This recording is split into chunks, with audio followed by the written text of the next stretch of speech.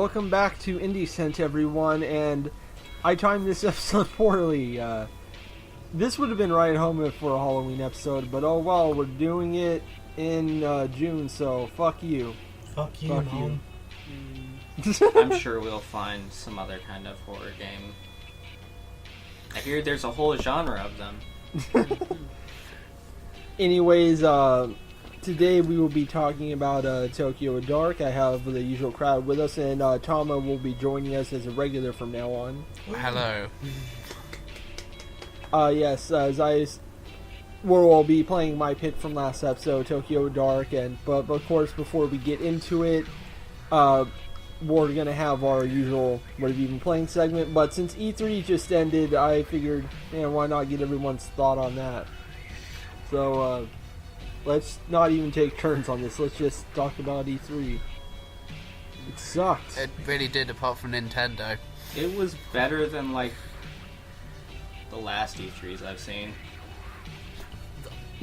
I still think we got spoiled. What was the one? 2015 was a bumper year, because I think we got a lot of really good stuff in 2015. Remember when Microsoft announced a bunch of old IPs returning, like Crackdown and Phantom Dust, and yet nothing ever happened? happened to them. It's like, because what was it? 2015 was 2014 or 2015 when they actually released all the consoles, and it was just like everybody was like, "Oh, the Xbox is God, and it will spy on you, and you won't be able to trade any of the games." Yeah. And then Sony went. Basic summation: Microsoft talked about a bunch of games that are going to be on other systems, so who cares? Yep. Sony talked about Spider-Man and brought photos of Spider-Man and a mixture of lesbians and gore nobody wanted to see. I wanted to see the that lesbians. people cheered over because gamers are bad. Hideo Kojima. The Oh worst yeah, that Death goes without Stranding saying. trailer Nintendo yet. brought us Smash Brothers, and I think there was like a robot game or Yeah, something. That looked cool. And that's all. To be fair, Smash Bros. Oh. Was like everybody is playable. You want. I don't know how they managed to get Snake in. Snake is back in Smash Bros. And David Hayter is back as Snake. Oh, Yeah. and in worse news, Bethesda revealed that the new Fallout would be a complete betrayal of the entire franchise, and it would be a multiplayer survival game where you get nukes because video games. Yeah. And also, Elder Scrolls 6 is happening. I mean, Sometime. There's an entire subplot in Fallout 3 that's like, hey, do you want like a room in this quote-unquote swanky hotel? Just nuke this city. I did it because I People wanted are to. monsters. Yeah, and Fallout 3 is not very good. To be fair, I mean, the worst panel seemed to be somewhere between. Ubisoft trying to scam all those artists out of their hard man, work that's by presenting all as sorts a of fan problems. contest. They can go fuck Oh themselves. fuck Jonathan Little. He was like, oh yes, give my production company your stuff, and you might see it in. Which is a pity, because Beyond Good and Evil was a superb game, and it's clearly what they've got there is just clearly not even close to a game. It's just, oh, here's some proof of concept stuff. Why don't you give us your stuff, and we'll finish the game? To be fair, he was making Rayman Legends and Rayman Origins for a long time, so like he gets a free pass from me on that. It stuff. looks like they are desperately trying to get this game made, and not in the best way. To be honest, they're desperately trying because Ubisoft keeps canceling Yeah. it. They gotta do it before they say no again. And I was listening. We gotta get it listening done. to the Waypoint, to their live podcast last night, and they talked about the whole thing at length. And I think they talked about it really well, just like breaking down exactly what it is, what the problems are, why it's probably not malicious, but why that's still inexcusable. They had a great breakdown of it. I was annoyed by Devolver because, for the most part, their E3 was great because they're just doing a big dumb piss take. And then they did that one thing that pretty much killed the show for like half the audience. Is that the Mech effect? They announced a game a lot of people have wanted for a long time, finally coming to America, Metal Wolf Chaos from Software. And then they inserted a tagline that is just a play off words of the brand new Nazi slogan, so... Yay. To be fair, they didn't have... The worst panel was Square Enix. It's like, oh my god, you have 5 games, we know they're all coming out. There's like this one thing that Platinum is doing... And guess what? We don't get any of. I think the worst panel was Sony's because Sony's was just because the structure was a mess, and it was like well, they had to go to a new location so they could show everyone Spider-Man. And apparently, like the thing about the room was it was a tent, and I guess it was outside, and there was no air ventilation, so it was really hot, and everyone just had to stand in this hot room and could barely see because there were no risers, and also the usual problems of them showing The Last of Us, because that always leads to a bunch of sweaty nerds cheering when someone gets a machete in their face or gets their throat violently cut. But because it was so small, these were like all journalists and devs and stuff, which is also really know how which to makes it worse. And to be fair, like Jeff Baclar from Giant Bomb had even tweeted, I was like, hey, this game looks good and I want to play it, but it's so weird to be in this room and see everyone cheering for all this brutality. At least they didn't do with Kojima. They didn't just go to a beach near Los Angeles and just have sort of baby womb shaped room or something. That would have been perhaps a little bit too far. Kojima's on the beach, so like, hey, climb inside this beached whale I cut open. Here is some more footage of Death Stranding. Also, Norman Reedus is here and will just stand in the corner of the room staring. I kidnapped this baby. Also, Guillermo del Toro is here. Mads Mikkelsen is here. It's like my big, strange... We have a live extended birth. family thing.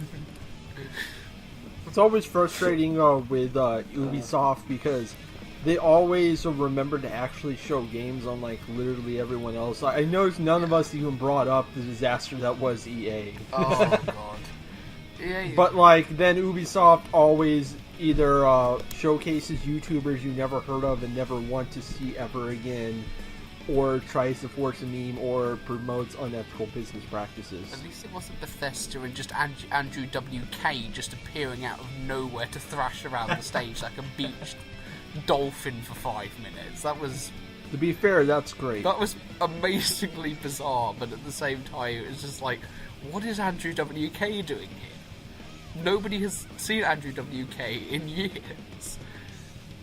And then the thing... Oh, he does, for public speaking about self-esteem and stuff nowadays. He seems a good guy. He's just... You sort of get Andrew... He's like Weird Al Yankovic. You know exactly what you're getting with Andrew WK, but it's still amazing when it happens. But no, I think the sort of... I don't know, there were a few games I looked at that I wouldn't have previously gone and... For example, the new Assassin's Creed game. It's like... It's gay now! It's gay now, we stole all the gay from BioWare. It's all... And BioWare is just making Attack on Titan, but boring. And wow. it's a coin toss if they're going to make it less or more fascist. Anthem looks more to me like more. Warframe, but Destiny. Which are two games yeah, but I don't the premise play. is literally Attack on Titan. It's like really blatant. It's not been a good E3. This is not... I get the feeling...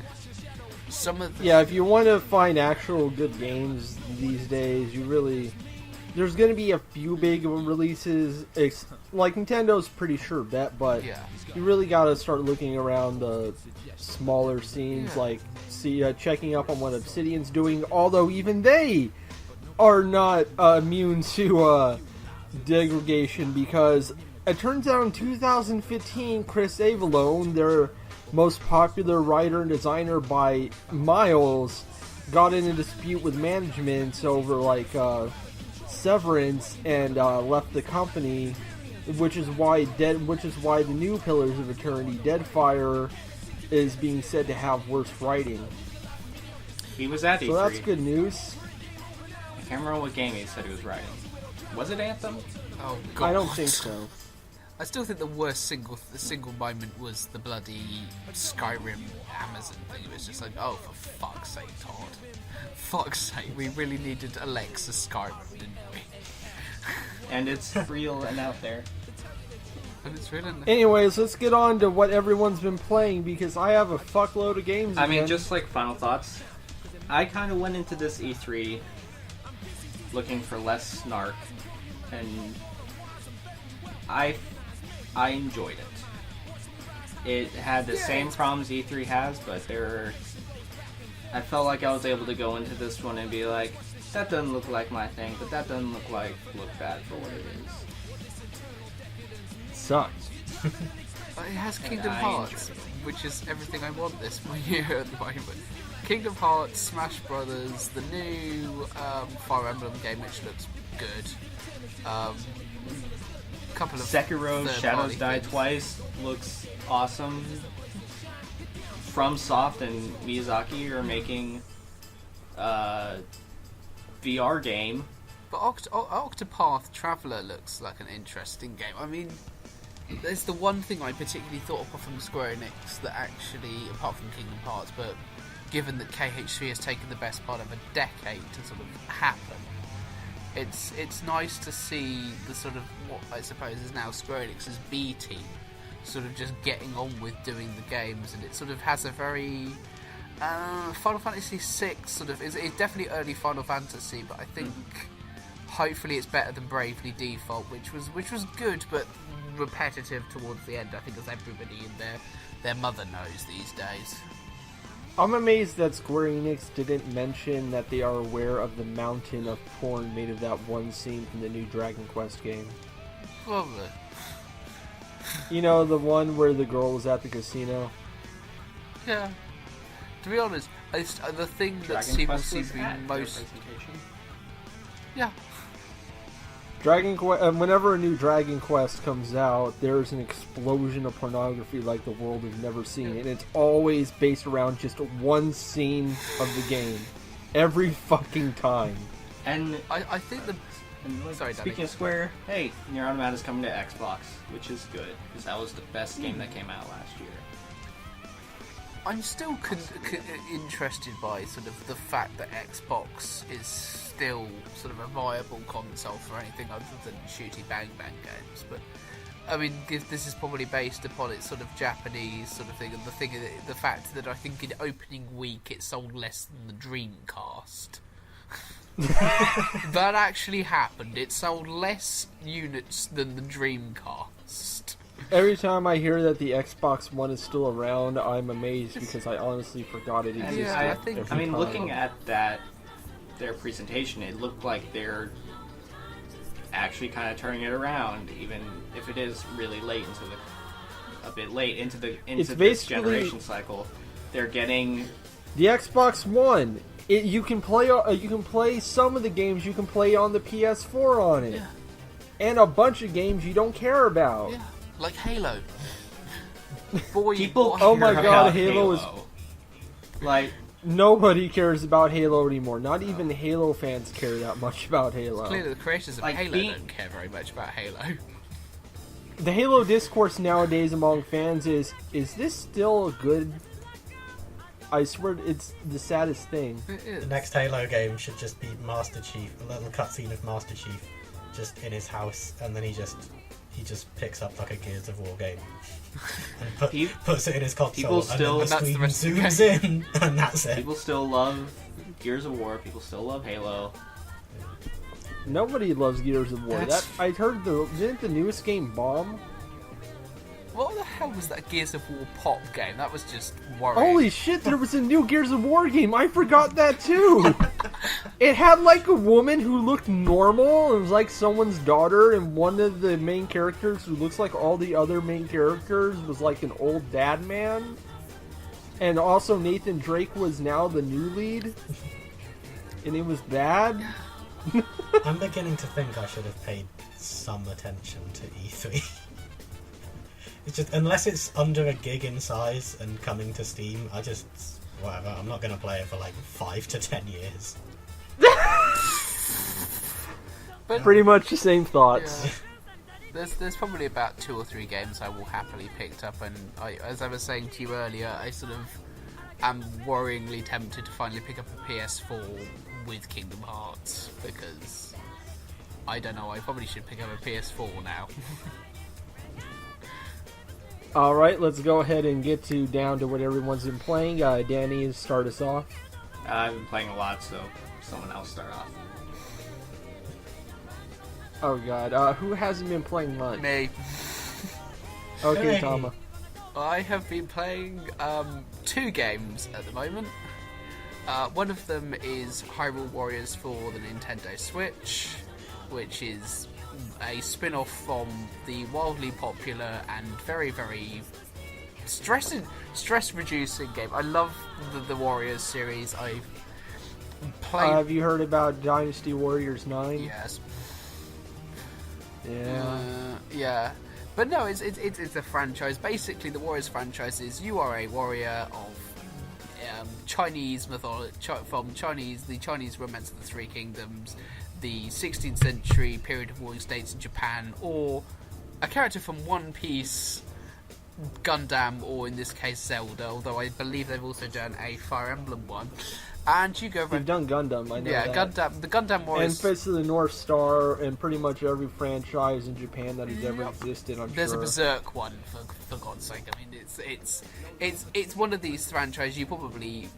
Koei and Ninja probably got a box and they just go, okay, that's fine, we'll just sort of super glue over... And then sometimes they do crossovers with a bunch of franchises that make no sense, like Rio, Rainbow Gate. Yeah.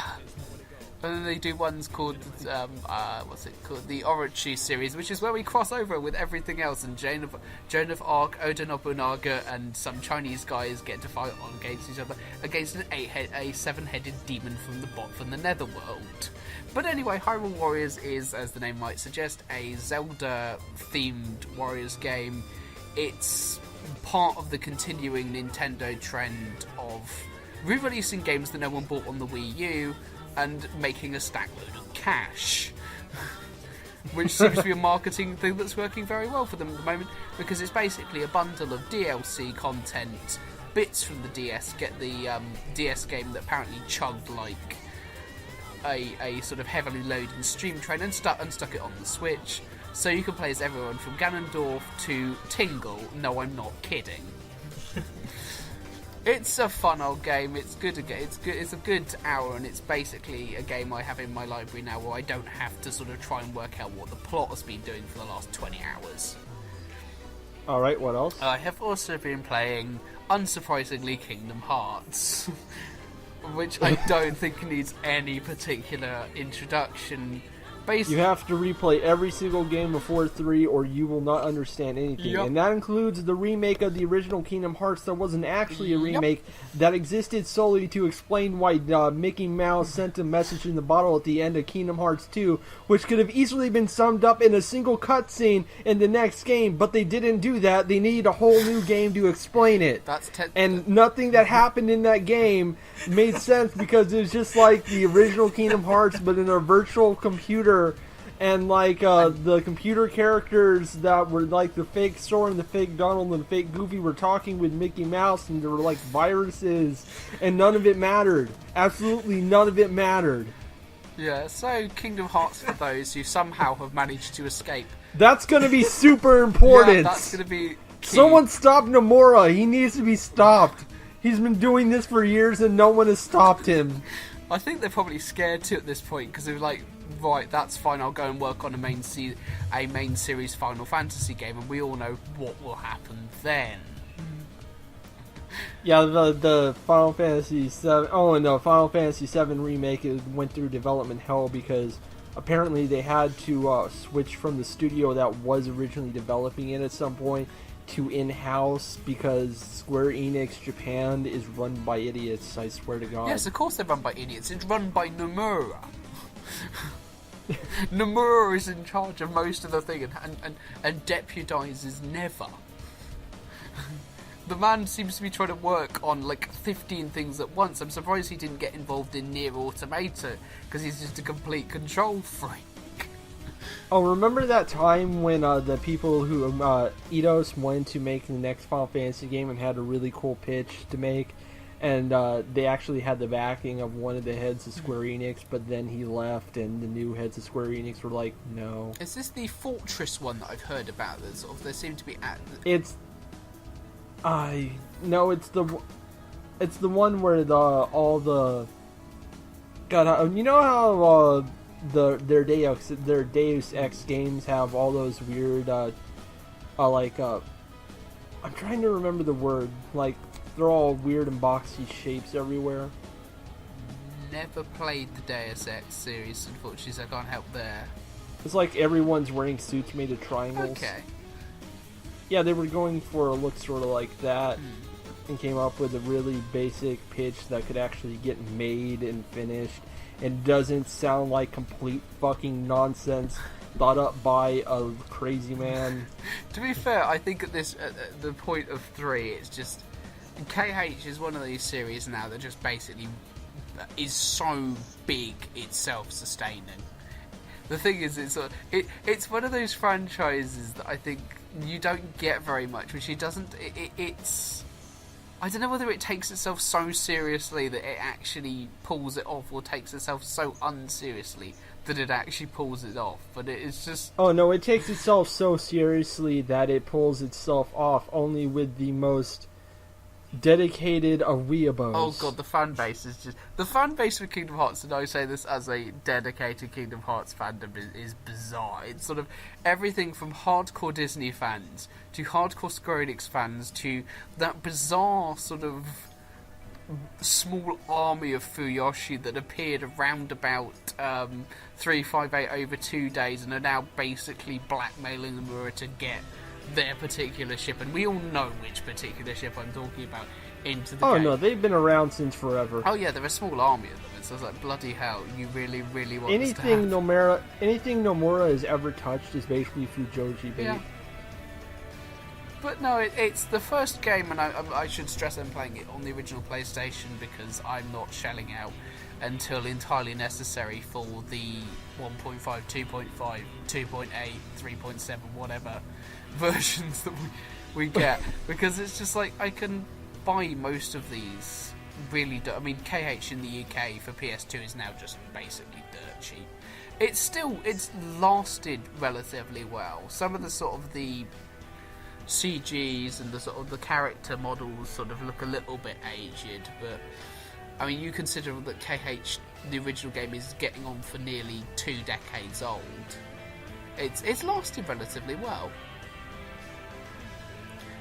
Alright, anything else? No, that's all. Alright, who's next? Someone's gotta go before me. Elmo? I've only played one thing, but it's Danganronpa 2, so... Go for it. More about Danganronpa. Okay. Wait. Okay, oh jeez, I'm really bad at just arranging these things, because last week I had all my notes ready, and I thought, right, and that's everything I've been playing lately. And then this week I thought, you know what, I'm going to play Doki Doki Literature Club, and I'm going to go back and play Game Dev Tycoon some more, and then I'm going to start Spirit Tracks, just for the hell of it. So tune in next time for those. I do want to really quickly make a Game Dev Tycoon joke, and it's not even a funny joke, it's just I made it, and I was really proud of it, even though it's rubbish. But there's some Game Dev Tycoon trivia, because one of the achievements in the game is you need to sell 100 million copies of a game without the help of a publisher. And there's only 2 games in real life that have ever done that so far. And does anyone know what they are? I'm going to imagine one's Tetris. Yep, one of them is Tetris. Is the other one Tetris and Pong? Nope. Pong was published by Atari. Oh. Tetris was published by... Tetris wasn't originally published. Huh. It was just a game some guy made, and then a ton of publishers got in on it. Well, the other one is Minecraft, I'm sorry to say. Oh god. But I do really like that the 2 highest selling games without a publisher are Tetris and Minecraft, because it means that 73 years after the end of World War II, the Russians are still fighting the Nazis for something.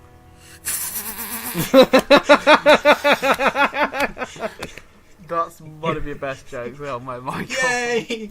Thank you. Yeah, fuck Notch. Yeah. I'm gonna jump straight into the game that I think Danny is the most interested in. Super Mario 3D Land on the 3DS. It's a good game. Absolutely. It is a good game.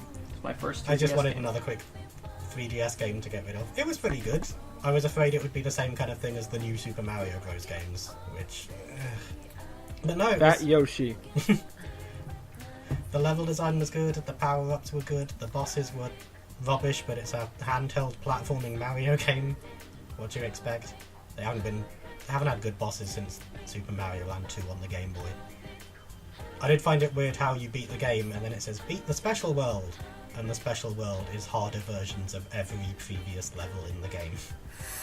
Yeah, it So then sounds you like beat- a normal Mario thing. Then you beat that and it says, did you do it and get all the coins? And I went, yep. And I went, did you do it and get all the golden flags at the end? And I went, yep. And they went, well, congratulations, you finished, except for one thing, you got to do it all again as Luigi.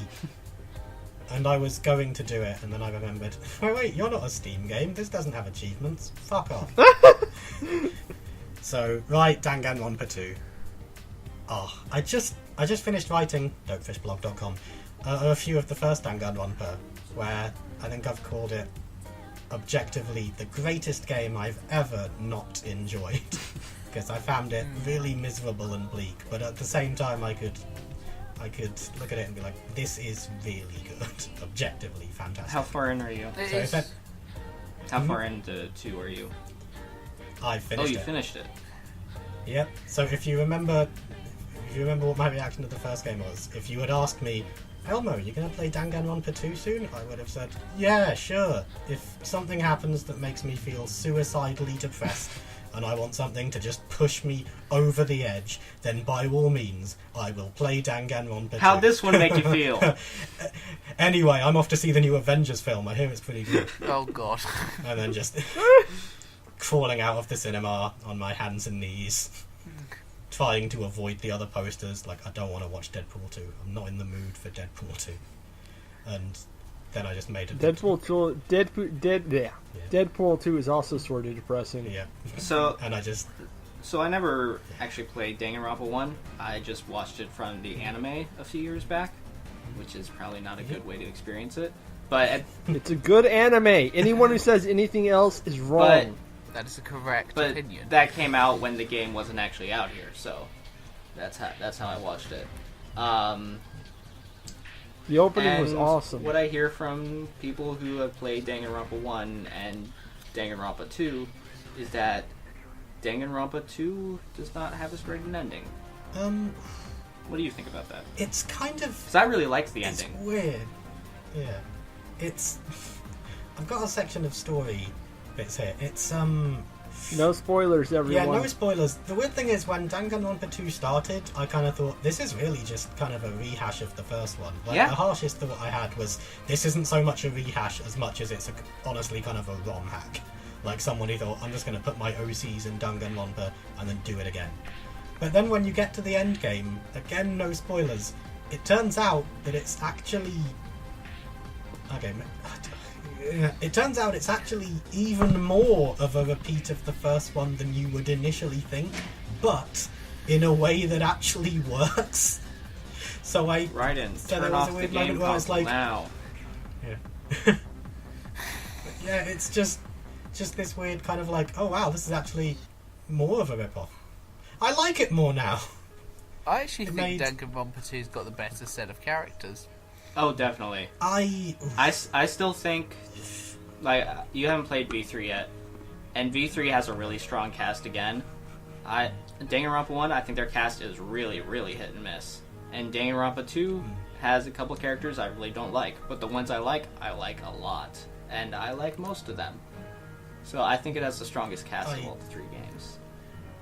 I think overall it has a stronger cast. I did have some problems with it in the beginning, just because I guess I just played the first one, and I was still, I'm just going to say, wounded from the first one. I have put enough distance between myself and the first one that I can see it did have some genuine flaws that aren't just, I felt too sad. Like, the pacing's quite bad. There's 15 students, and in the first half of the game, more than half of them die. And And this is kind of a general Danganronpa problem. Characters tend to only get interesting when they either die or when they kill. So I found myself looking at the survivors thinking, why are you still here? Especially you, that one character in the first game who I'm not going to mention, but we all know exactly who I'm talking about. Why are you even here? What have you ever done in the story? V3 is much better at fleshing out its characters, and like there are a lot of times it's like, oh, this person's going to die or be the killer, and I'm shaking my head right now.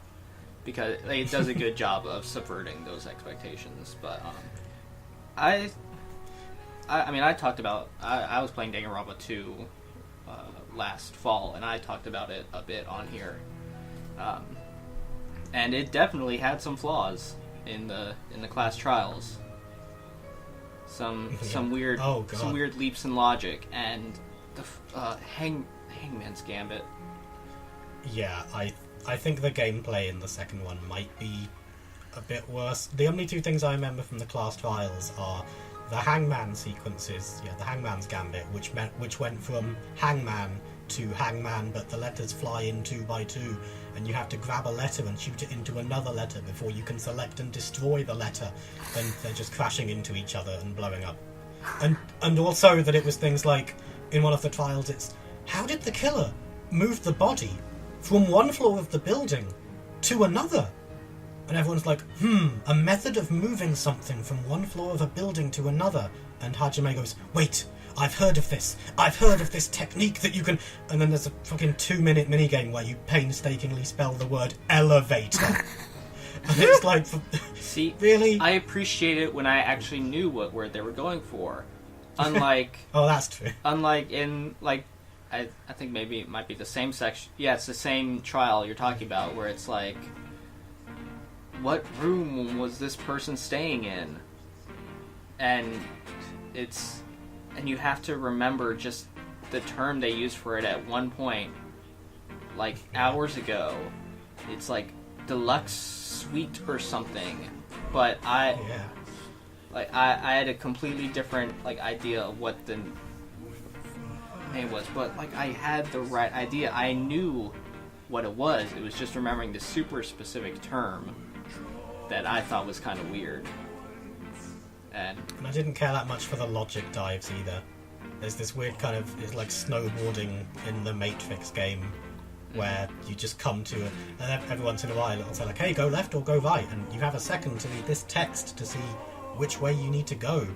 And some of them were okay, but there were other times when it was just... It was a question of, where did we find the spear? And you have to select, we found the spear, because inside the guy's body it had fallen on him.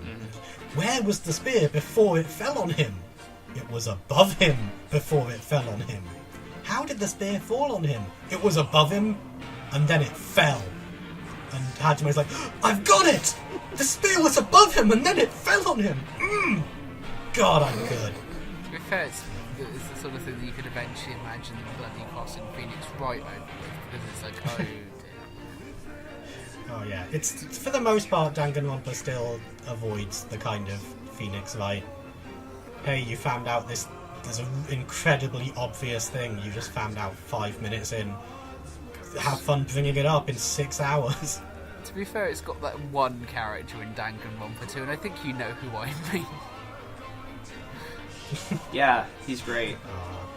He is amazing. He's just like, oh god. He was a meme for so much. For years, I had heard it. I was like, this guy. And then I played it, I was like, this guy rules. I get it now. I get why there is so much. Cause I genuinely don't know which of the characters it is, because there's quite a few of them who rule. It's Sans Undertale. Oh, yeah. I did have some problems with some of the characters. I guess at first. It's the character. Because... Well, that... I'm sorry. Everyone else who listens is going to know, and I almost just spoiled it. Anyway. Okay, can we move on? I still have most of my Danganronpa notes. I'm going to be honest with you. I have, 1, 2, 3, 4, 5, 6, 7, 9 games. I can start skipping things over pretty quick. Speed make round. it fast, or I'm going to start doing the orchestra at the Oscars. Okay, one of the characters literally has the surname Nevermind, and that kind of says it all. It took me a while to come around on Gundam Tanaka, because I like him, Likes but it classicals. was just, hey Gundam, nice day today. Indeed, it is almost as if the spirits of this earthly dimension are preparing this world for the arrival of its supreme leader, Gundam Tanaka. Isachuni. Okay, bye. Hamsters. I found myself getting quite distracted in trials because Gundam would be saying something and I would be like, I know I'm supposed to be listening to you, but all I can think of is you definitely seem like the kind of guy who screams something when he comes. And my mind just went places.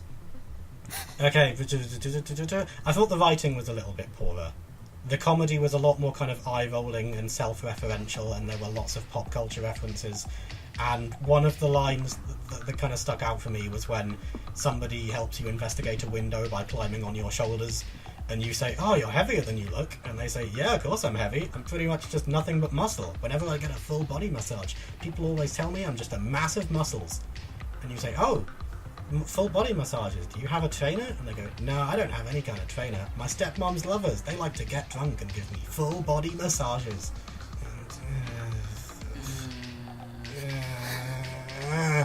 The game does pick up a lot of steam in the second half, and I feel like it evolves more steadily into an end game. Again, there's kind of an overarching problem, I think, with most Danganronpa games, where once you reach the end game, you're kind of like, wow, 15 hours ago when I was in the middle of Trial 2. Looking back, that was meaningless filler compared to what's actually going on now. And full disclosure, if it sounds like I haven't cared that much about the story, since I didn't think I'd be playing another Danganronpa game this quickly, I spoiled it basically all for myself. I knew who was going to die, and I knew who was going to be the killer. And I don't like to admit that, but it's only fair. And it still made me feel really sad, like the ends of most of the trials. Pretty much every trial except the first one. And also, Sanji is the best character. I do Okay, want to Danny's mention... turn. Aw. For my turn, I want to talk more about Danganronpa 2. Wait! We're already 38 minutes in. We're not getting to Tokyo Dark until at least an hour. Let's just admit it and deal. It's just- Thankfully, I can skip through like 5 of mine real fast since I've already covered them on my YouTube channel, but I'll explain that when it's my turn. I Go, can Danny. cut mine down quick because I haven't really been playing much new. I've been pretty busy just with work and with freelance writing, so I don't have a lot of time for games. I've kind of fired some stuff up, but haven't played a lot of it. I went like last month, sometime after we recorded. I went to Anime Central and spent a lot of time in the gaming room, as I like to, at conventions now. So I met up with some old friends. I mean, like on Twitter, I met up with some friends on Twitter. But I met up with some old friends in the rhythm gaming scene. And by old friends, I mean Ubeat. Hey. It's still Ubeat, and it's still, like, fucking amazing game. I love Japanese rhythm game arcade cabinets. They're so fun. So cool. Anything new? Only new thing of those I played was a game that was always had a huge line at my last convention, so I never got to.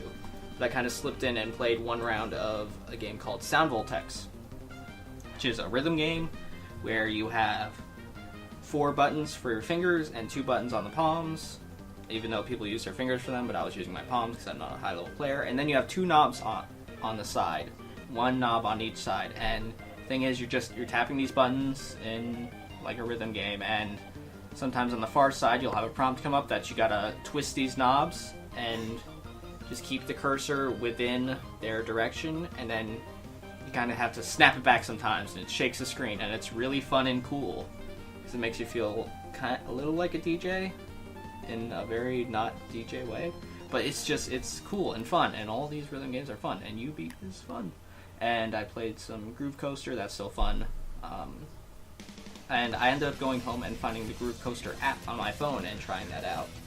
And for the most part, that's pretty cool. It's Groove Coaster. And the only problem with these rhythm game apps for me that it always has is I don't like touching my phone for these. I want a big like joystick or button to push. I want to have to use my body. So it would be cool if I could figure out a way to like take some old joysticks and create like a makeshift arcade cabinet and plug my phone into it and be able to use it for Groove Coaster 2. But I probably won't do that because that's a lot of work. While I was there, I entered my first tournament. I entered the Anime Central Tekken 7 tournament. And I hadn't played in a long time because I'd been busy. So it was kind of like one of my first times touching Tekken 7 in a while. And there were like 50-some people who entered the tournament, which was a lot. I had signed up early, so I got a first round bye. Lost in my first match in the second round, went into the losers bracket, somehow won, and I ended up fighting in round 3 of losers against one of the friends I had met up with and entered with at Anime Central. And so that was really fun. I ended up beating them and then going on to round 4, and that's where I lost, unfortunately. But it was a lot of fun, and I came back from Anime Central. I was like, I'm going to play more Tekken. And so I've played a lot of Tekken in the time since. That's been most of what I've played, is just more Tekken, which continues to be good. And as I've been watching more of Dragon Ball Z, I'm adding some more people, trying out some more people in Fighter Z, because my team setup is I'm just going with people I have seen in the show where I'm at. So my team for a while was Goku, Super Saiyan, which is kind of cheating, but that's the lowest tier Goku in the game right now. Krillin and Yamcha, but now I'm messing around with like Vegeta and Piccolo too, and Vegeta's a lot of fun to play as. I'm kind of cheating because I've hardly seen him in the show. He hasn't done much, but that game's cool. Coming to Switch, just got announced today. And, sweet. I also picked up Street Fighter V on sale. I'm so sorry. I had played a little bit in the hotel room at Anime Central. I was like, this is kind of fun. I want to try this out. And I played a bit of it. I'm so sorry. And it's kind of fun. It's not really fun. I'm so sorry. It's kind of fun. I really like playing as. Remember when that game released? There was only like 3 characters, no arcade mode, and barely functioning online multiplayer. Everything was DLC. There's a lot to that now, and still a lot of DLC. But it was all great until the SJWs made the devs patch out the butt slap. I wish I'm not the butt slap game. I want that. Okay, is that it? To be fair, Nope. Capcom has spent like the last X amount of time remaking 2 over and over and over again, so... That's pretty questionable, because with 3 they really did try something new, but it was too new because they didn't have any old characters and people got mad. Oh. So they eventually had to make a special edition of the 3rd game called Third Strike that had like 3 returning characters, or 4. I think Akuma was in it. Huh. And Street Fighter V, I like playing as Armika. She's a lot of fun. I like Karen, of course. She's kind of the reason I bought the game. And I surprisingly really like playing as Juri. Her movements are really, really smooth, and I enjoy them. Anything else?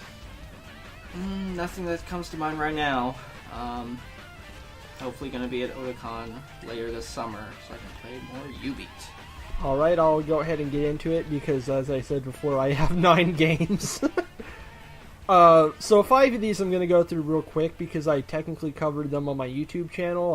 There should be a link in the description.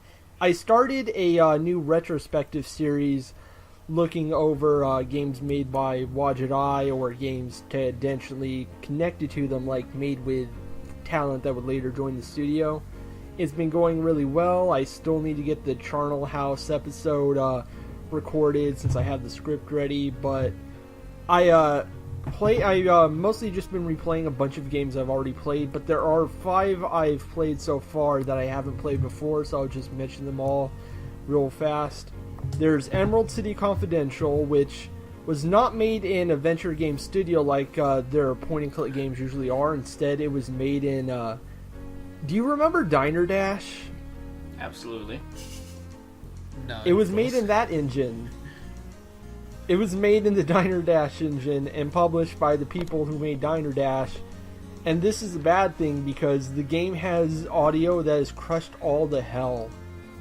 I mean, like, there's some genuinely great music and voice acting, but it's all crinkly and filled with static. It's the weirdest thing. Compressed to hell. The environments are all technically well drawn, and so are the characters, but thanks to the either the limitations of this engine or like creative direction from the producers, it looks terrible because there's terrible gaudy effects over everything. But it's probably one of the best written Wajidai games ever made, and this is still tripping me up. It's basically just the Wizard. It's a game that takes place in the Wizard of Oz universe, but like way into the future. All the main characters from that series are kind of assholes or broken people now. And you're playing as a detective who's trying to find out more about her lost brother who disappeared during a war. And she ends up getting involved in all these old stories from this franchise. And it's actually really interesting. I'd highly recommend picking it up despite how it looks like ass.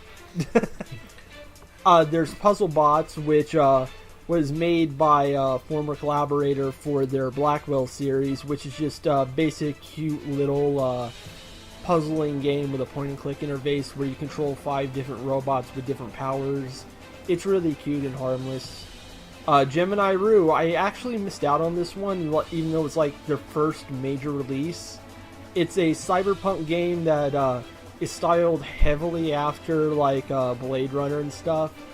But its story is fairly predictable once you realize what it's doing. It does have one interesting twist, but it's not that interesting, I guess you could say. But God, the game is just beautiful. It has some really good animation despite the simple character graphics. And it also has shooting mechanics for some reason, and they're terrible, but like, it's really beautiful and worth a look anyways.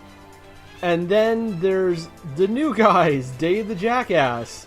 A game so obscure that it's not even on Steam or Humble Bundle, even though I technically got it on Humble Bundle, because you have to buy the game on the Wajidai website with a Humble Bundle little thing that you can purchase it from, even though it's technically not on the Humble Bundle store. It's the weirdest fucking thing.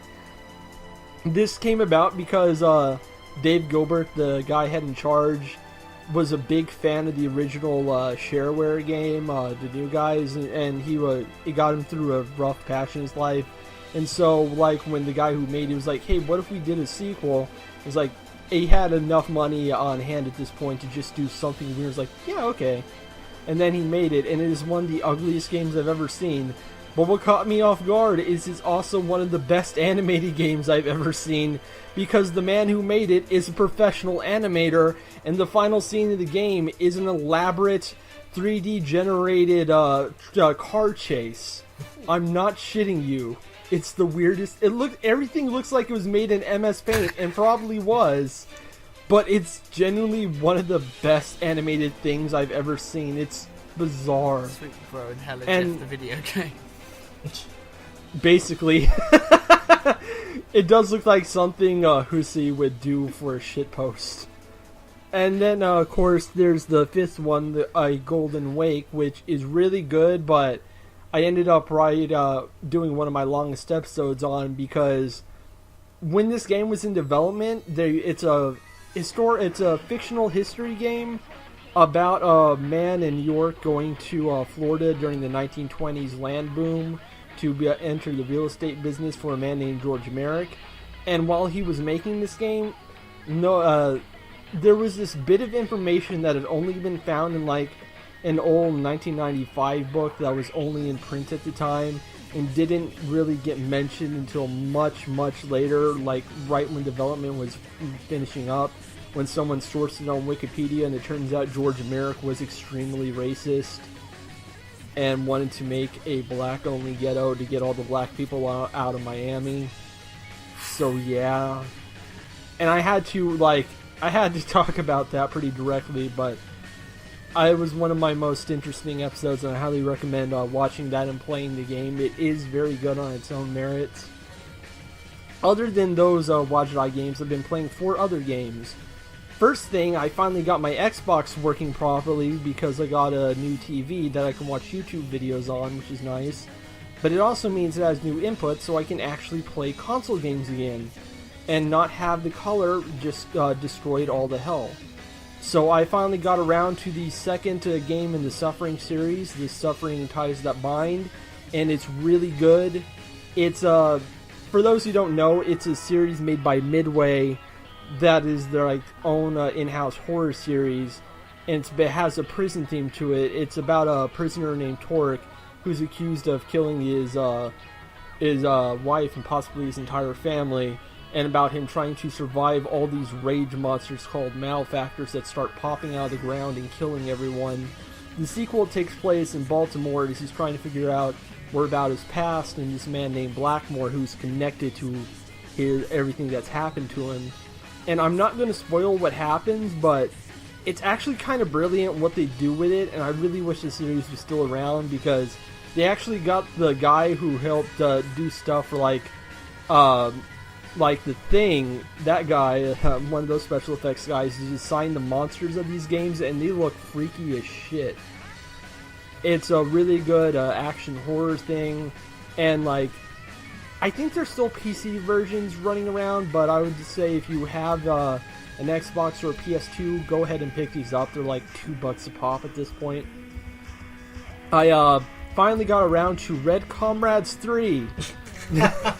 Awesome. Red Comrades 3, and it is now subtitled Return of Alaska instead of Return to Alaska, because the devs are Russian. And it's actually really good. I was caught off guard because this game, unlike the last two, which were felt like they were made on a shoestring budget, has actual production values and animation, and starts with this really cool looking animated cutscene where the two main characters are ex-rockers in a bar somewhere getting harassed by punks, and it's really entertaining. My favorite part of it is when some of them come up to him and he's just asking if they want a drink or something. They just put a cigar between his eyes, and his expression barely changes while it's happening. It's the weirdest thing. Oh, and they also meet Agent Mulder from the X-Files.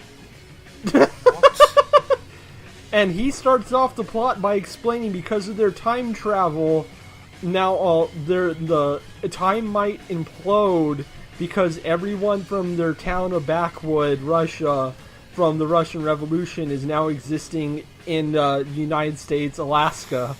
It's okay, sure. It's really good so far, but I don't know what surprises are ahead, because I know it's going to get skeevy at some point. I found an old game on Steam from 2012 called Bonsai Pecan, The Last Hope for a Young Century, and it is the most ridiculous weebo-ish shit I've ever seen. How bad? Do you remember Gurren Lagann? Yes, I do. These devs definitely remember Gurren Lagann. It's a beat-em-up game with you play as a magical girl saving her boyfriend from a bunch of succubi, and it doesn't take itself seriously at all. It's stupid as hell. All of them have really dumb themes to them. One of the late game ones you meet has a dominatrix theme. It's just ridiculous. Everyone's named after food. And it's like a one button beat 'em up. You want to run around and use a single button to punch and use directional inputs to decide what type of hits you make. And you better learn to dodge, or else you're going to die really fast. And it's a frustrating game, but I'm digging it. It's just so stupid and knows it. I have to respect that. And the last game I've been playing, which I already have about 60 hours into at this point, and I've been playing non-stop for about the past week, is Pillars of Eternity. Woo. Jesus fucking Christ, this game. I talked about this briefly like a few episodes ago, but I finally decided to start playing it for real because I wanted to get my RPG fix. And now I can't stop, and I'm scared, guys. I'm scared. Please get this game away from me. Is it based on a novel series?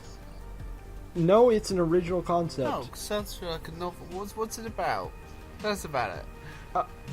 It's about this fantasy world that's sort of like ours. It takes place in the Deerwoods, which is sort of like North America equivalent, and you play as this person from another country who's coming to the Deerwood to get a new life, whatever you decide you want it to be. But then everything goes wrong pretty instantly when their caravan is attacked by natives because they think they're encroaching on sacred land. And then suddenly there's a giant storm of this soul storm that destroys people's souls, and you only survive because you get into a temple. And then when you get out, another one happens, and any friends you happen to still have with you die at that point. But you live, and now you are an awakened soul called a Watcher, and have the ability to see the spirits and souls of the dead around the world. And you end up having to find more about this cult that seemed to have started the storm in the first place. But I haven't really gotten that far into the main story yet, even though it's really good, because there's so much shit you can do. I'm not making this up. The main faction you get when you get to the first major city in the game, there are 3 of them. You can either pick the Dozens, which are basically the fantasy equivalent of InfoWar Watchers. There's the Knights of the Crucible, who are basically like, what if the Democratic Party got a bit more right wing? And then you have the faction I picked, the literal Mafia. I'm not kidding. The Thieves Guild in this game, which is presented as this royal family that basically controls the underworld, is just literally the Mafia. Just very literally, very upfront. They have the whole offer you can't review shtick. And I picked them because at least they weren't fascist or racist. Yeah, sounds like the best option of the 3, to be honest. I'm getting into the DLC stuff on the side with the White March, so I'm still nowhere near the main story again, but I am aware of what happens in it, and this is a really smartly written game. It's all about the fine line between truth and lies, and what it means to know something, what it means to not know something, and if either one is the preferable option. It's really interesting. The party you get is really fun, especially Gurrens, who was written by Chris Avallone, who is just the biggest piece of shit old man who ever lived. Is constantly talking about how everyone needs to get burned to death and shit like that. Is incredibly racist and horny, and nobody likes him. Absolutely nobody in the party likes him, but he's generally interesting when you figure out how he got like that. And I like that the game is partly about exploring why shitty people are shitty, which is something I don't see pulled off very often. So yeah, I'm really into it. I'm probably going to be playing it for about 200 more hours at this rate. And I would say if you haven't tried it yet, I highly suggest you pick it up. I'm not so sure about Deadfire yet, because I've heard mixed things on it, but I'll probably love it anyways when I get to it. And that is it for me. Thank God. Let's get into the main discussion. An hour into the podcast. Well, that was our show this week, folks. Hope you enjoyed. Oh wait, we've got a game to review, guys. What? We've got a game. Need for Speed Tokyo. We just talked about games. But the Tokyo game. What, a game that was made in Tokyo? Lots of games I made in talked about some Tokyo. rhythm games. They have those in Tokyo. It's time to talk about Tokyo Dark, you fucks. Oh, Tokyo, the reject. Oh! I hate you all. What did you just... Stop talking! Sorry. I have to put a break in here. Sorry, they're playing Fortnite on the Nintendo Treehouse. Okay, Tokyo God Dark. damn it.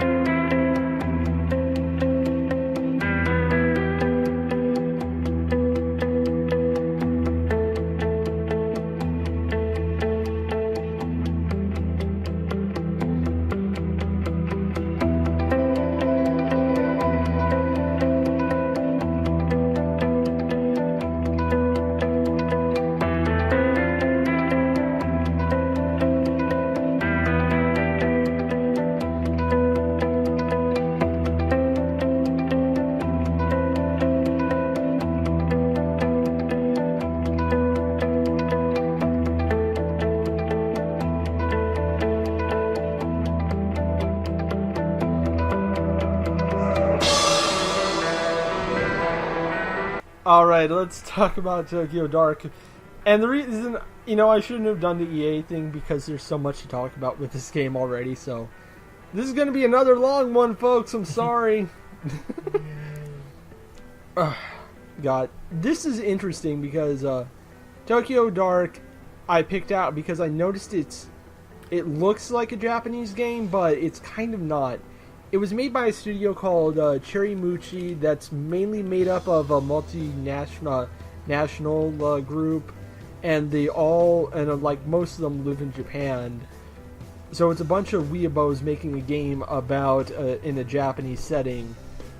And that sounds like a recipe for disaster, but it's actually really good, and like they mix together elements of Western style point and clicks and Japanese style visual novel, and it works.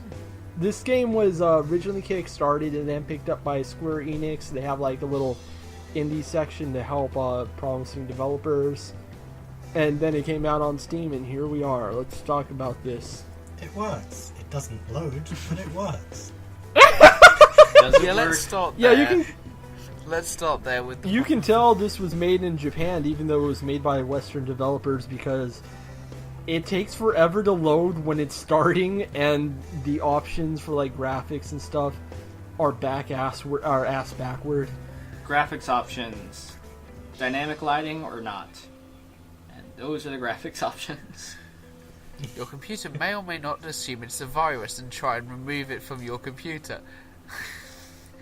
What the fuck is it with Japanese games doing this every fucking time? Because it's an it's an executable file and assumes it's a virus because it's not sort of American and sort of, No, I mean like every single Japanese game I've ever gotten has had this problem of having like no customizable graphics options, or if they do, they're like, thankfully not in this case, they're in a taskbar you can only get in the window.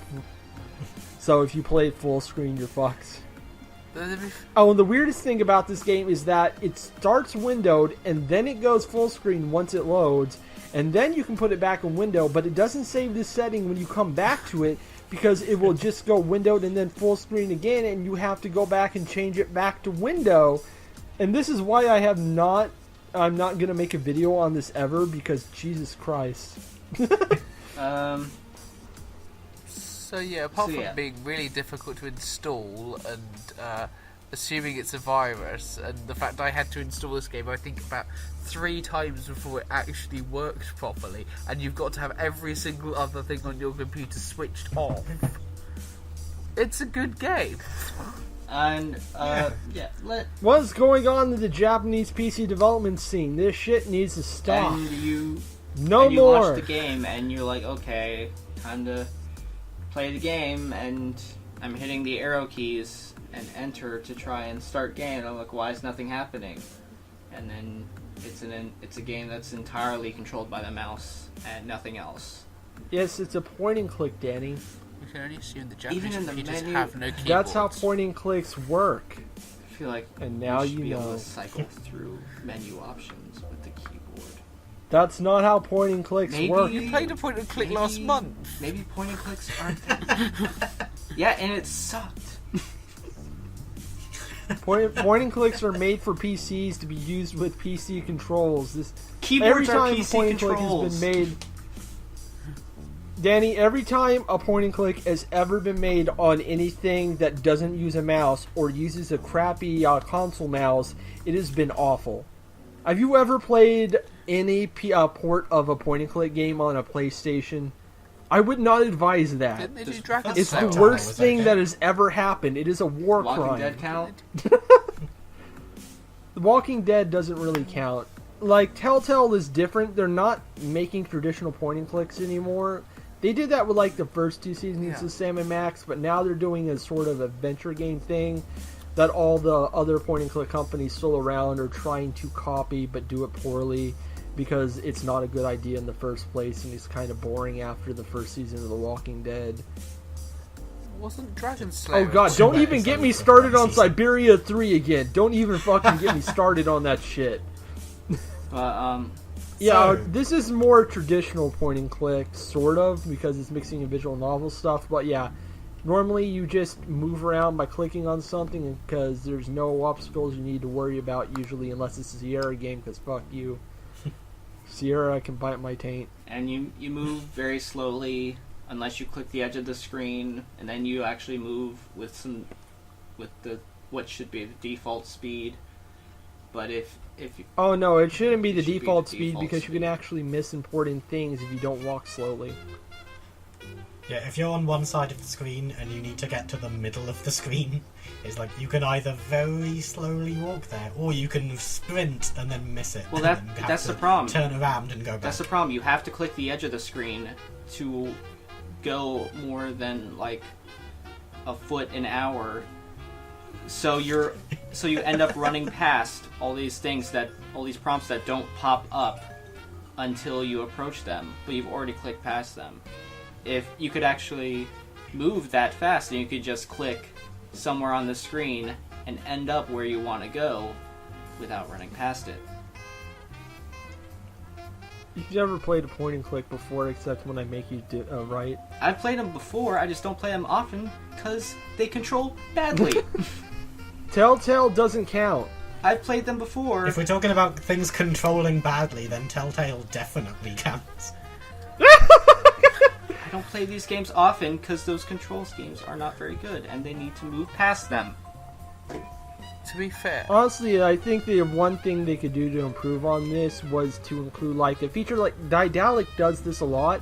There's usually a button you can press on your keyboard that will show up, that will put up a prompt that shows everything you can click on the screen, so you know where you have to go. Or hey, you could let me Keyboard click. You could controls. let me click on things on the screen, but let me move around in this side-scrolling thing with just 2 arrow keys. That sounds obnoxious. It sounds convenient. It sounds obnoxious because you still have to use the mouse button to click on things. So now you're using both hands to play the game, and that's not how you play a point and click. That's wrong. Who cares? I do. I love point and clicks. to be fair, it is one of the few things that sort of we never seem to get on console. I mean, obviously, somebody will now come up with one of these things that is on console, but it's sort of one of those sort of rare breeds of things like real-time strategy games, which you will never get particularly well on consoles. Yeah. I remember when Vanillaware tried doing a real-time strategy game on console, and it was just a fucking mess. Yeah, I mean, the only thing I can think of is the console ports of something like Command and Conquer or Age of Empires, but even those, sort of compared to the PC versions, are not brilliant. I remember early in the PS3 cycle, a lot of developers were trying to include voice options and voice commands for strategy games, and it didn't go over well. And also, the Yakuza devs made Binary Domain, which had voice options too, and they didn't work either. So yeah, don't make point and clicks on consoles. Is Dragon Slayer a point and click? I seem to sort of remember it being ported to PS. Dragon Slayer?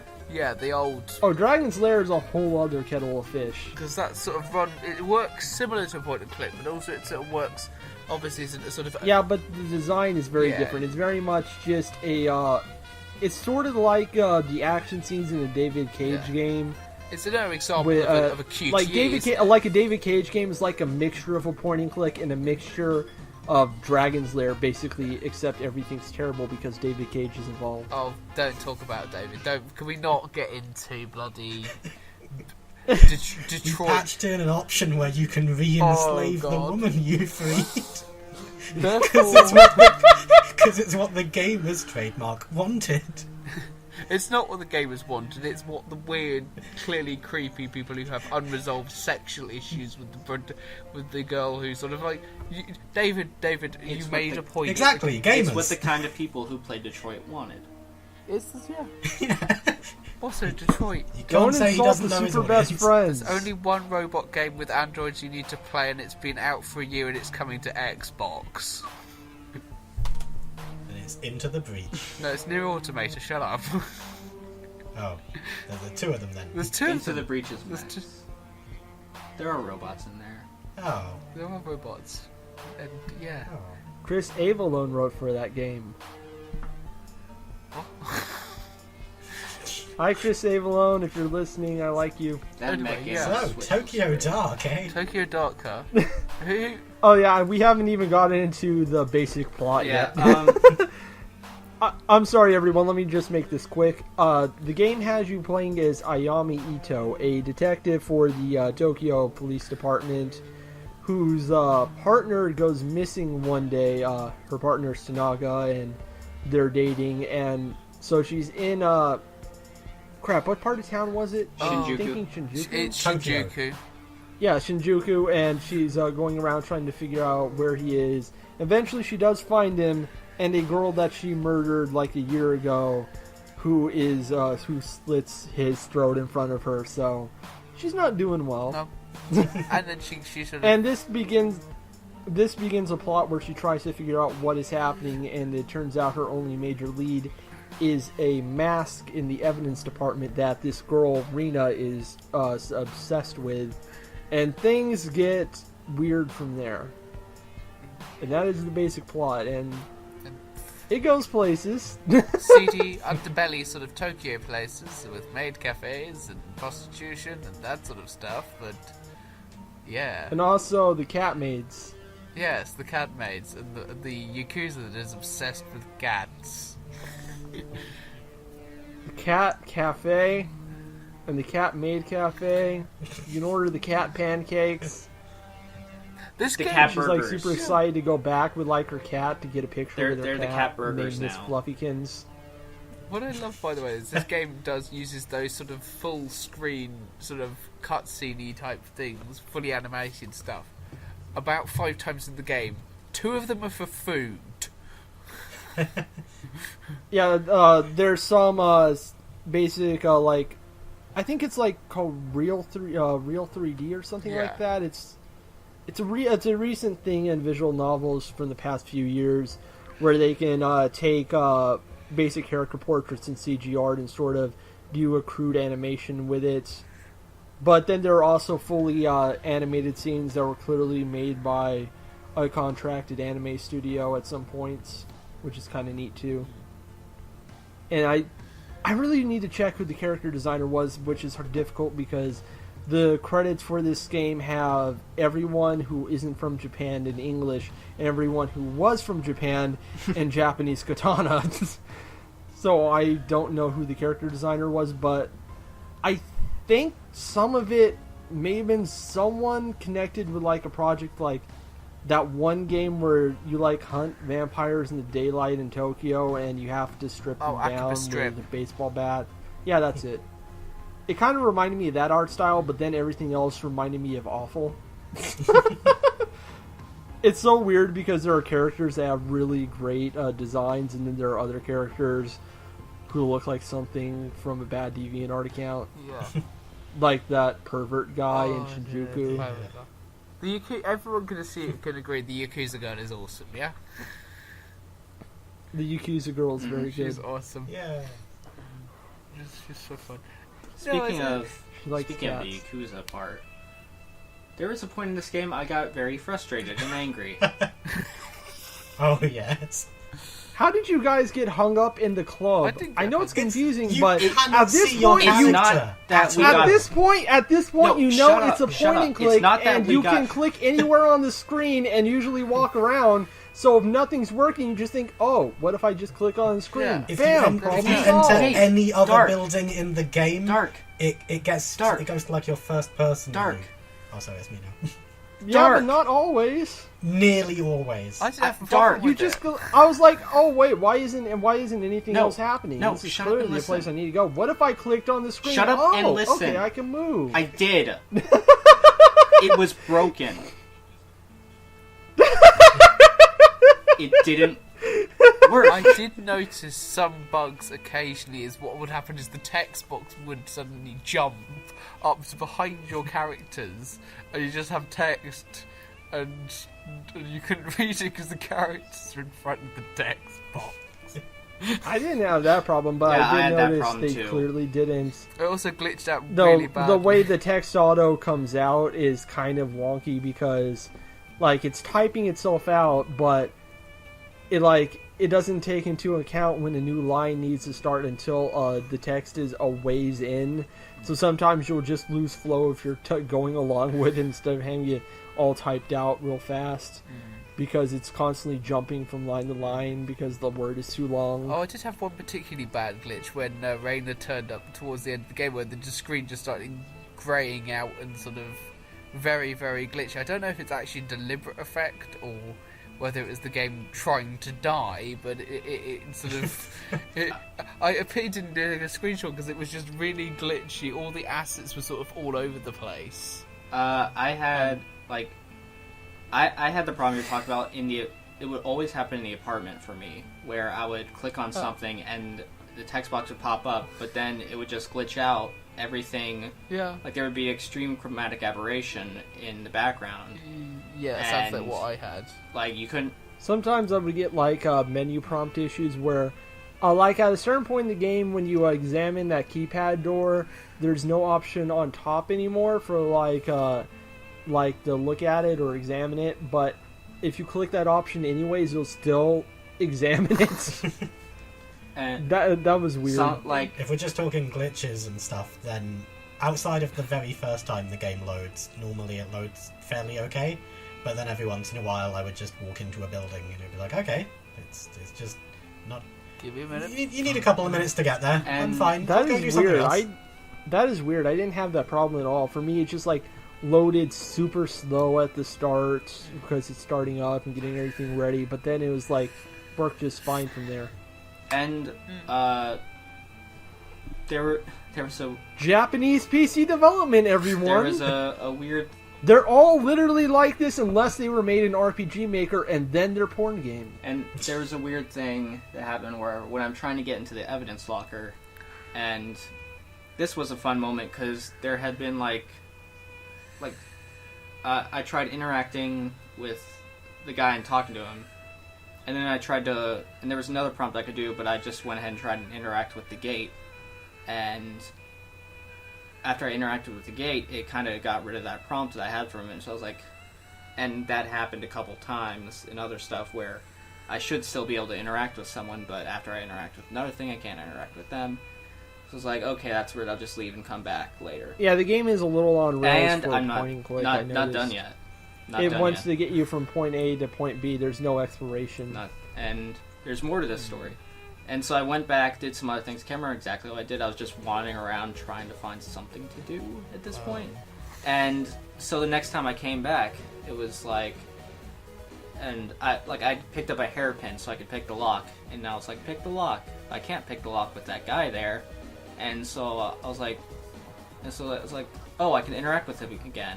And it had been asked about Earthquake or something before. And so I clicked as soon as it popped up. and the prompt had changed to knock him out. So I knocked him out, and then the very next shot is you standing there with the door open, and him not there. Except, for some reason, his shoes were still peeking out from under the desk. Perhaps you knocked him out of his shoes. Perhaps I did. Or perhaps they just removed his top half and not the shoes. That was something funny. No, you really knocked him out. I don't think that was a shoes. bug as much as an oversight, but And then they decided to keep it in because they thought it was funny. maybe. It But wasn't a yeah, bug the or club anything, the but, club thing was weird for a number of reasons. One, the frame rate in there was terrible, so everything was Well, yeah, because there's flashing lights. so everything was everywhere. really unresponsive. Previously in the game, if you talk to someone, you can kind of exhaust their dialogue, and then you'll just get a response to them if you try to talk to them, and it's like, why are you talking to me? Or something like that. Or it's just like a one-line thing that's just like, hey, move along. But in there, if you talk to someone, you would go through the whole conversation, and then the prompt would just eventually reappear, and then you go through the whole conversation again. And also, every single other time you walk into a building in that game, it's a single screen. It's not a scrolling screen. There's no indication that you move over to the other side. Also, your character is not only silhouetted, but behind other silhouetted things that are in the foreground, so it makes them really hard to see. And again, you can only move around by clicking, but you don't know you're supposed to move around in here. And clicking anywhere and not seeing a response, lagginess, and I swear it was not responding. That room was definitely broken. And even if it wasn't broken, What do you mean by not responding? I would click on the edge. I swore I was clicking on the edge of the stream, the same place I was clicking when it finally worked. Oh, and nothing happened. Can you? Were you eventually able to run in that area? I was eventually able to, but I swear I was clicking there a few times before, and nothing happened. Yeah, then I didn't have any frame rate issues on my PC. Maybe it's because yours is a little underpowered. What are the specs? I don't know. It might be a graphics card issue because that's usually the problem on my end. Because I have more RAM than I know what to do with at this point, but I have a shitty Intel 3000 HD. A game that's scaled down should not be running badly. Yeah, to be honest, that's... I would never use it as a measure. Welcome to Unity! Plus, just the whole design of that's really not indicative. Where, there's never a moment where you step into... there's stuff on the side you can walk into and have that happen. But that's... You enter the sewer and then you can walk through the sewer and it scrolls and that's the first Yeah, but that's kind of game. that's a side prompt.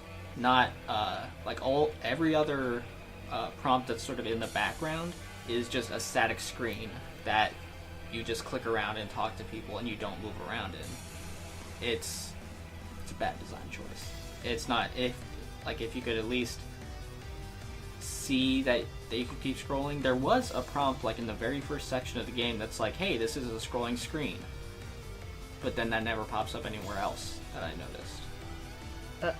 Wait, are you saying you couldn't see your character at all once they started moving?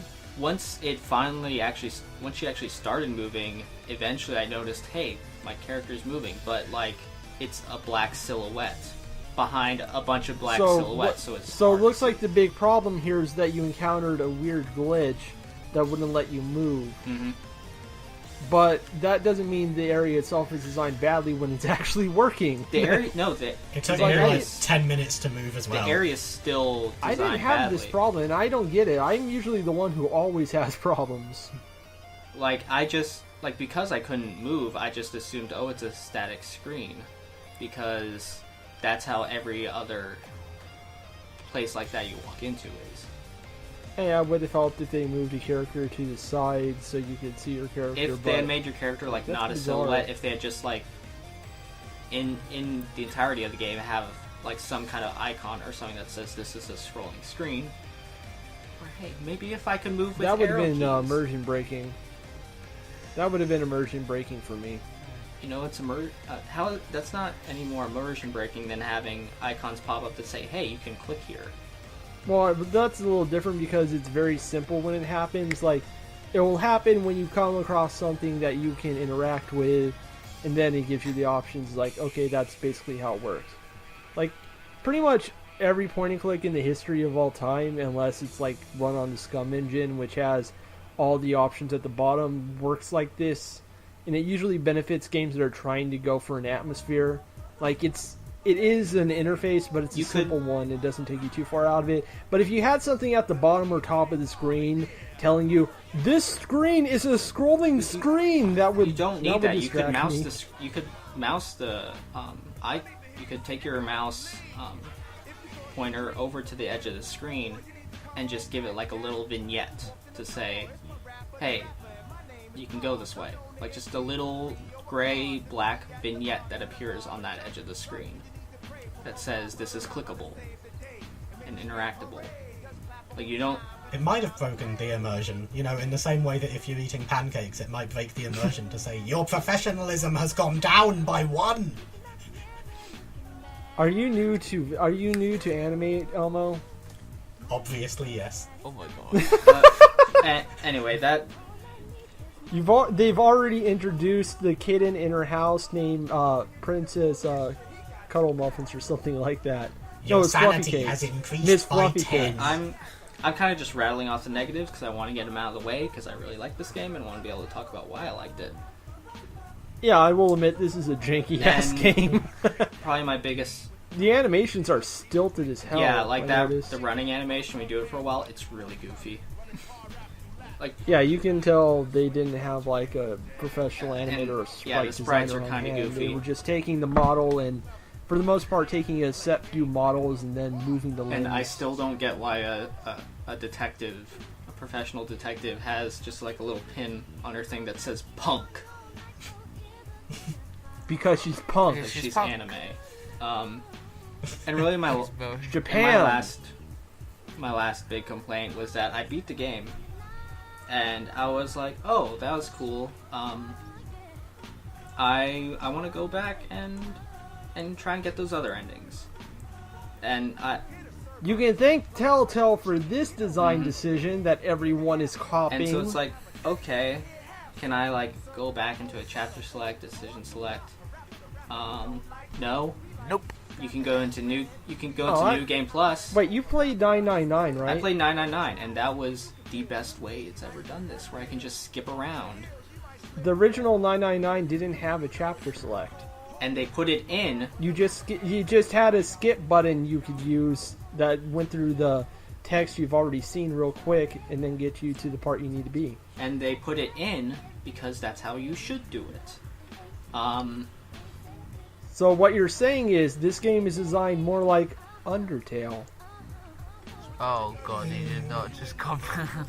No. I kind of have to because of what it ends up doing. There's other games that do And- that. So, and basically the main point is, like, once you get an ending, you can go into New Game Plus, and your first playthrough of the game, there is an autosave. There is one autosave slot that continuously overwrites itself, so you cannot go back and change decisions, and that's a good idea.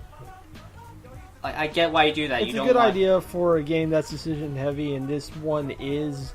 But like with the multiple endings, I would get your frustration. And it just becomes, once you get that ending, finally you can play through again in New Game Plus, and you get save points.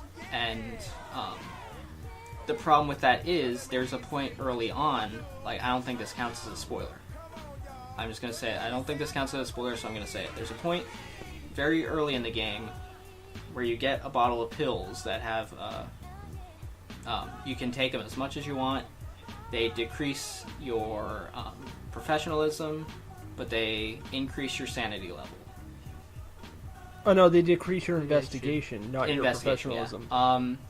And you start seeing diminishing returns the more you take them in a certain in a certain point of time. And if you take too much, you will just overdose, die, and get an ending. And you can do that like near the very beginning of the game. And because of the save thing, and you get your save points after you get an ending, the optimal way to play becomes your first playthrough, go through, get to the pills, overdose, then start over so you can save and easily jump around to the different choices. And that's frustrating. Which spoils the immersion Best as well. thing to do is kill yourself. Honestly, I just did what I thought was right through the whole story without looking at a walkthrough unless I got stuck on a puzzle or something. Yeah, that's what I did too. And I so finished the game on my terms, and then I could replay it. See, I don't want to have to go jump Because through. that's how all narrative games with multiple endings are meant to be played. Yeah, And remember how actually, much fun it was playing a trip to Yugoslavia played- 10 times? Oh, and I should point out something important about this particular game. Because of the way the true ending works, it's kind of taking that whole you have to see all the endings mindset that we all have and going, nope, no. And like, I didn't really get that feeling. because It reminded me a lot of the Stanley Parable, so let me just say that right now. This game does get into the meta territory a little, but in an unexpected way. and it's frustrating because like I wanted to play this game again, but there's like I wanted to see more of the endings, but there is a lot of jank. I didn't want to sit through 2 hours of stuff I'd seen before, and like I played my first time through just going off my gut. Didn't look at any kind of walkthrough for anything, and just because it's short, and I assumed I'd be able to see the different endings, but if I That's why that's why the audio save. Sorry, that's why the autosave system is there in the first place, and not giving you the save points at start. Because if it did give you the save points at start, that would ruin the effect of the choice-based narrative. That's fine, but that's why I want New Game Plus to have like a chapter select, so I like 999 where I can jump around, just make the decisions, and then see the new stuff and play that myself. Like I'm not knocking. I'm gonna be honest, I'm not wild about that sort of setup, because while yeah, it's better for someone's like if you don't have a lot of time and you want to see all the stuff, that's fine. But It's good for these type of games, I'm more in the mindset that once I get my ending, I generally don't want to replay it. Well, I wanted Like even with Mass Effect, I kind of got that 5, and I ended up just going back into a few of my old Paragon decisions, even though I was playing Renegade my second time around. Me too, but I wanted to be able to come in here and be able to talk about the different endings and how they relate to the story, but I only have the one ending to go off right now. And I unfortunately chose one of the endings, like ended up with one of the endings that doesn't really get into Reyna more and some of the stuff like that. So I feel like I'm going off kind of an incomplete story going into this. Well, that's not really what it's doing. It's more you're doing this from the perspective of what you, the player, want to see, not what you want your character to see. That's kind of the big difference I notice with a lot of these games. Like, generally when I play them, I make decisions in the mindset of what my character would want or what they would think. Not what would not what would show me more of the world or what would show me more of the plot, because sometimes the plot is like not that important compared to what's going on with the character. I agree, but I'm also coming to this as someone who's trying to talk about the game in full and give my impressions on it, on the story, not just as all I a did player. was after. Yeah, no, but like after I got my ending, instead of replaying it, I just looked up the true ending on YouTube. That's the thing. That's the thing I find with those sort of games. It's like a novel. It's like a novel. You pick it up, you read it, you put it back down. It's like, and then you might read it, you might notice the detail you didn't notice before.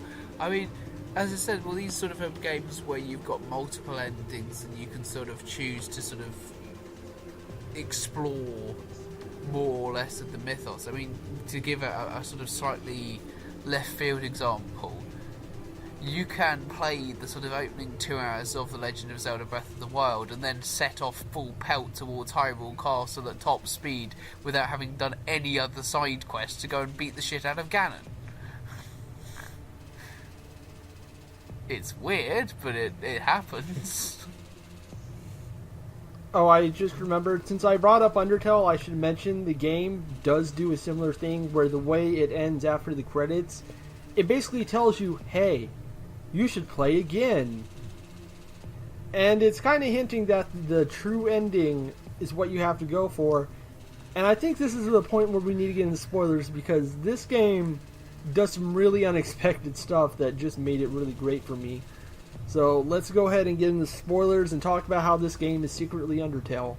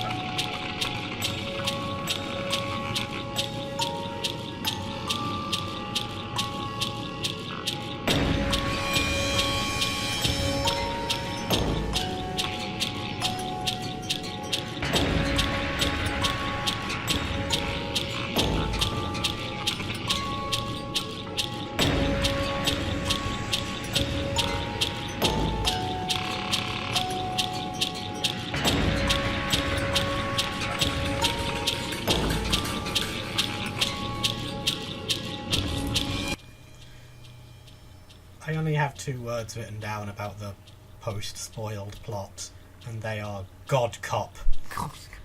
I don't know if anyone else here has seen as much 30 Rock as I have, and I swear this is relevant. There's one bit of one of the episodes where they're pitching a new show named God Cop, named Crime Just Got a New Worst Friend, where there's a sassy NYPD detective, and their partner is God, and God helps them solve the crimes. And when they're pitching the show, someone just says, wait, so doesn't God just know who did the crimes? And wouldn't they just solve it immediately? And the pitcher goes, just watch the pilot, it'll explain everything. And then there's later a clip of the pilot, where God and his detective are walking down the street, and God goes, we might have to double back, I think Esposito was lying to us. And his partner goes, you think? Aren't you God? I gotta be honest, I don't understand any of the rules to this.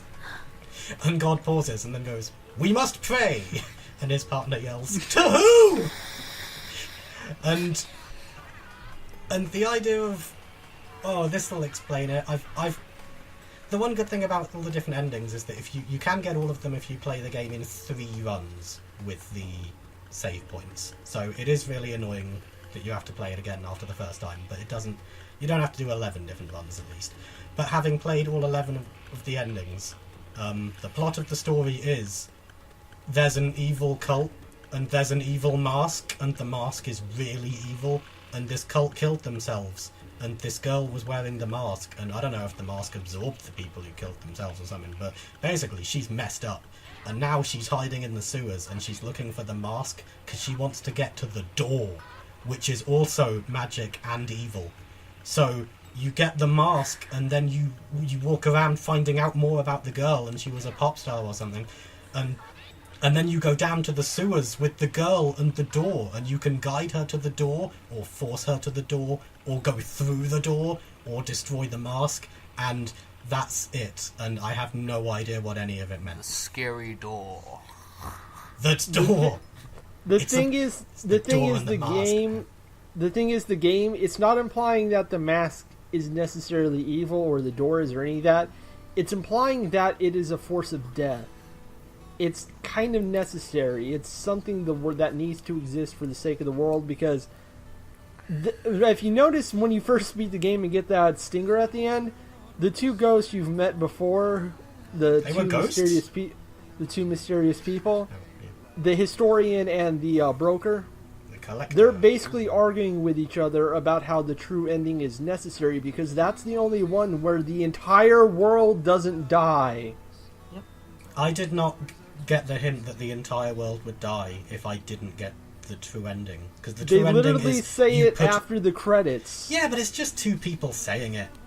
Like, It's oh two no, mysterious ghost people who have been guiding you throughout the entire game. Yeah, but they don't The world explain didn't- it. It's like, oh no, you got the cat ending. I guess the world's going to end The now. world didn't die when I got the purification ending, and the world didn't die. It was just like things got a little worse. No, that's the thing. It's not being specific about anything because that's not the point. The game is supposed to be sort of like an eldritch horror story. There's a lot of stuff going on you don't understand that a lot of people don't understand, but it kind of has to happen, and your choices are out of your hands, and that's why Ito actually remembers past events from other runs when you are going for the true ending, because she's realizing no matter what choices she ends up making in those runs, it's not going to solve the bigger looming problem. Isn't the true ending just she puts on the mask and now she is staying in the sewer protecting people from the door? Which, It's more like again, that's all the detail I have. I have no No, idea the what way that's I supposed to represent. No, it's not saying everything outright, but it's pretty clear about what it's implying, and I think it's implying that, like, the mask is something that's necessary at this point, because there are basically gods and spirits out there who want to get into the human world, but can't, because that mask exists and is allowing the door to that other world and the afterlife and all that to, like, be controlled. The dark the game keeps talking about is the growing influence of these other beings we can't even begin to comprehend flooding into the world. It's why all this weird shit keeps happening, like when you go visit Reina's old agency and discover more about her. You're clearly learning important information, but a lot doesn't make sense, like why is the body there and it's so corroded? Why hasn't anyone been in this place before? Why are you suddenly seeing Reina singing on the TV? Why is that newspaper clipping suddenly there? And so on and so forth. It's like, the reason all this weird shit's happening is not because your main character is going crazy. It's happening because demons literally are real. We cannot even begin to comprehend what they are, but they're starting to creep into the world because Reina fucked up when she became the first mask bearer. There That is a ritual, sanity meter in the game, so if I assume that Yeah, the she's main going- character's she- going insane, Yeah. and I Well, don't she's assume going insane it's in a demons different- controlling the dimension. No, it's more like she's going insane, and you know how in Lovecraft, when you see an old one, you basically lose your mind? Yeah. Because you know a truth that you aren't supposed to comprehend? That's what this game is hinting at. See also the board game called Cthulhu. Exactly. Hey. So, basically, you are technically going insane, but what you're seeing is real, and that's the terrifying, insane part. Because any of this shit is real. Like, I get that that's what the game was hinting at, but it would have been... Maybe I'm just really thick. but it's I being just very didn't blunt, get it. especially in the true ending when they're talking about the dark and all that stuff. Like, she even mentions Yami, the god of darkness. I thought she meant the Yu-Gi-Oh character. That is also a god of It's just- darkness. Yeah, but it's Oh, just- no, the she- Pharaoh, she yeah, I know wears what you the mean now. mask to protect the world. Oh, yeah, from the door. that wasn't... I don't think his name was Yami originally. They just started calling him that before he had memory because he was, like, the bad Yugi. But yeah, what's basically going on is the ritual the cult was doing, we aren't exactly sure if they got it exactly right, but something clearly went wrong because while Reina became the mask bearer, she somehow lost control of the mask. And she was when you find her in the sewer, or when you find her like popping up, going after that shrine maiden, or when you find her in the sewer, she's been dead for like a decade at that point. She died in the 90s when she committed suicide, and you're not even seeing her alive anymore. You're seeing her as a spirit, obsessed with that mask, haunted by it, not allowed to continue on into the afterlife because the mask will not allow it because it is her bearer. Am I? Because the mask needs her and it has no one else. And this is what's causing all the problems. Reina can't move on, and everything is fucked because of it. And by the time, even if you get an ending where she can move on, she's been like this for so long, and the mask has been without an owner for so long, that its power is severely weakened. This is why Ito needs to put on the mask and become its bearer, because if she doesn't, the mask's full power can't be used to control the We dark. kind of immediately stepped into spoiler territory. Yeah. Well, yeah, we're in spoiler territory. Hypothesis: is the mask bearer then meant to be in I'm trying to remember which one it is, in Zanagi or in Nami, the goddess? Because it's sort of Oh yeah, they brought up that legend in the game. I forgot about and it that. sort of seemed to be brought up and then go nowhere. So I think the implication is in Ami, the woman, is the dark approaching in, and the mask is a means to counter her. Izanagi is probably just not involved in this because he fucked everything up, and he can't do shit about it anymore. It's never clear on that. I'm more interested. I think the two spirits, the historian and the broker who guide you along the way, I don't think they're supposed to be like gods necessarily. I think they're supposed to be the literal developers. no. What about the play it third again. spirit? Definitely play the game again. Definitely do that. The developers are in the game as like in little cameos, like when you go to Akabara and they're just talking about the mysterious elevator. Oh my god, they're pointing you to the broker. Fucking Christ, I just got that now. But yeah, they basically pop up every once in a while. But I think more directly in the game, in a sense, if you look at this in a meta perspective, the two spirits represent them and what it means, how a game designer designs a game. They've created a series of choices and decisions you can make. While it feels like you have agency in this way, you don't actually, because you're just playing along predetermined paths they decided. When they're hinting at you to go into the true end, they're basically playing a trick on you because they're making it very clear that your agency in the story doesn't matter.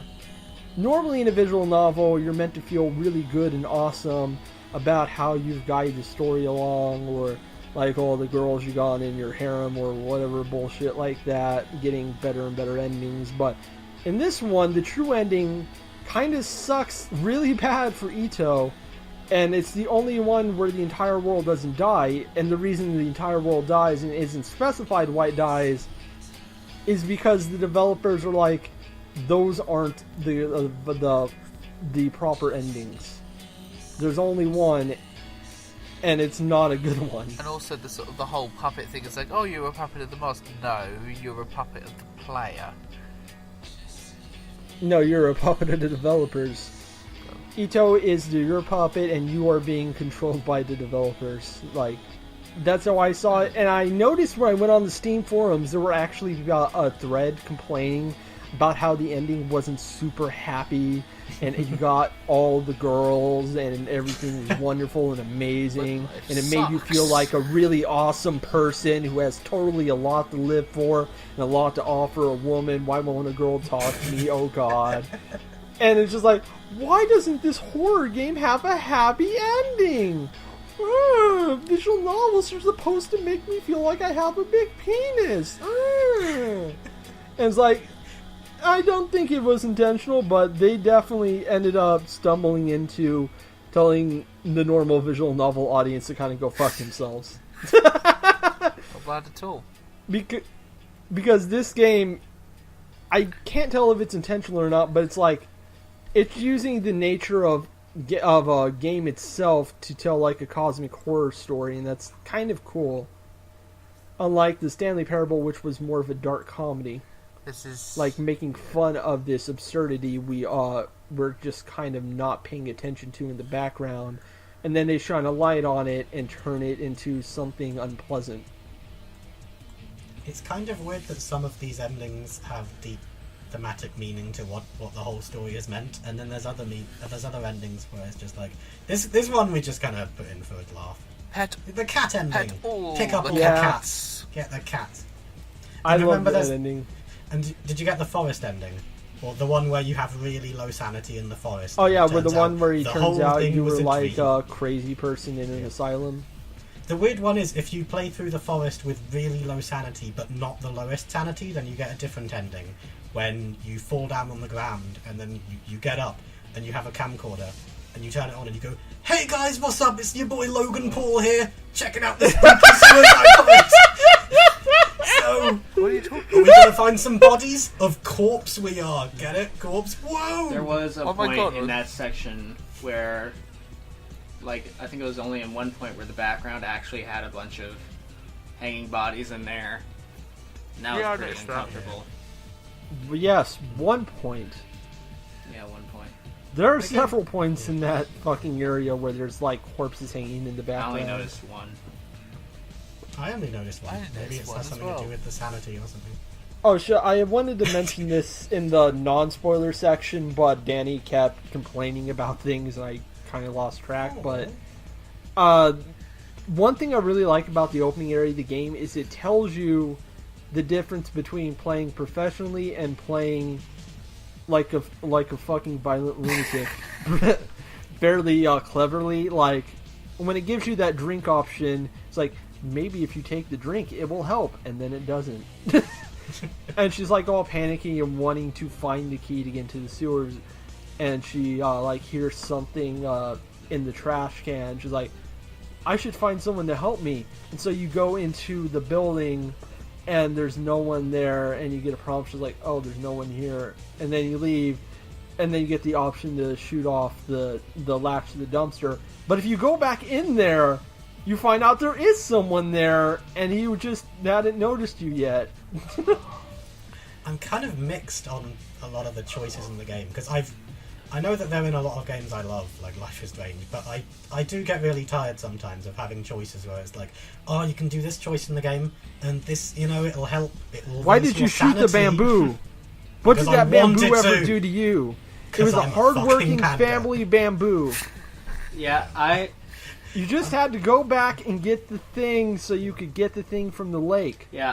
I like that there was, like, just because a prompt is showing up right here, right now, doesn't mean it's the only way you can do this. There's probably a better way if you just look Listen, around. you don't have to punch the man who's just trying to keep a respected family member's granddaughter in the city. All you have to do is go back, get the dead bird with the rotting flesh and the maggots in it, and throw it at him, and then he'll faint. What? Which is better. Oh, remember how it mentions that he went into the hospital after that? You don't have That's to great. take someone hostage inside the police station. You can backtrack for a while and just suck, like get a thing of sake and just suck up to him. Yeah, I like how it's a lot more relaxing that there are choices in this game where if you're trying to play it, finger quotes, well, then there's just unambiguously correct choices. And that's a really big relief from all of the... Like, when it started with the pills and it was like, ooh, investigation goes up, but sanity goes down, oh, it's really tough, what you gonna do? And then it's just, have these pancakes! It's great! They're great and there's no downside. Eat the pancakes, go for it.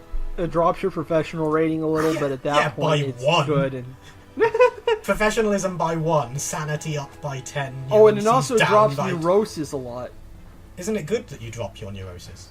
No, it's not, because if neurosis gets too low, that means your sanity goes up higher when it does go up.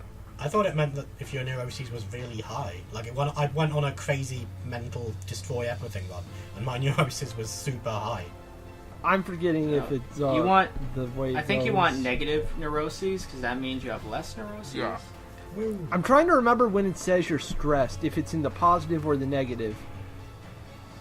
Because if the neurosis is that stress level, that means you're going to rack up more insanity if you hit an insanity. Because like when I did neuroses things, but like it matters repeatedly- less in the game if you've been playing fairly professionally, because you're like, if you've been taking your meds and you've not been like violently beating people up to do the basic things, then you should be fine. Like I said before, I liked how there was always like a better option.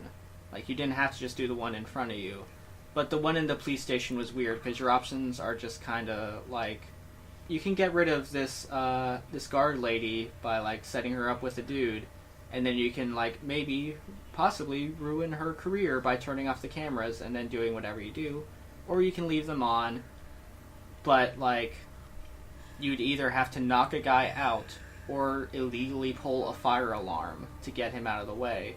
Like, both these options seem bad. The fire alarm is the least bad option overall because nobody gets screwed out of their job. You don't beat anyone up.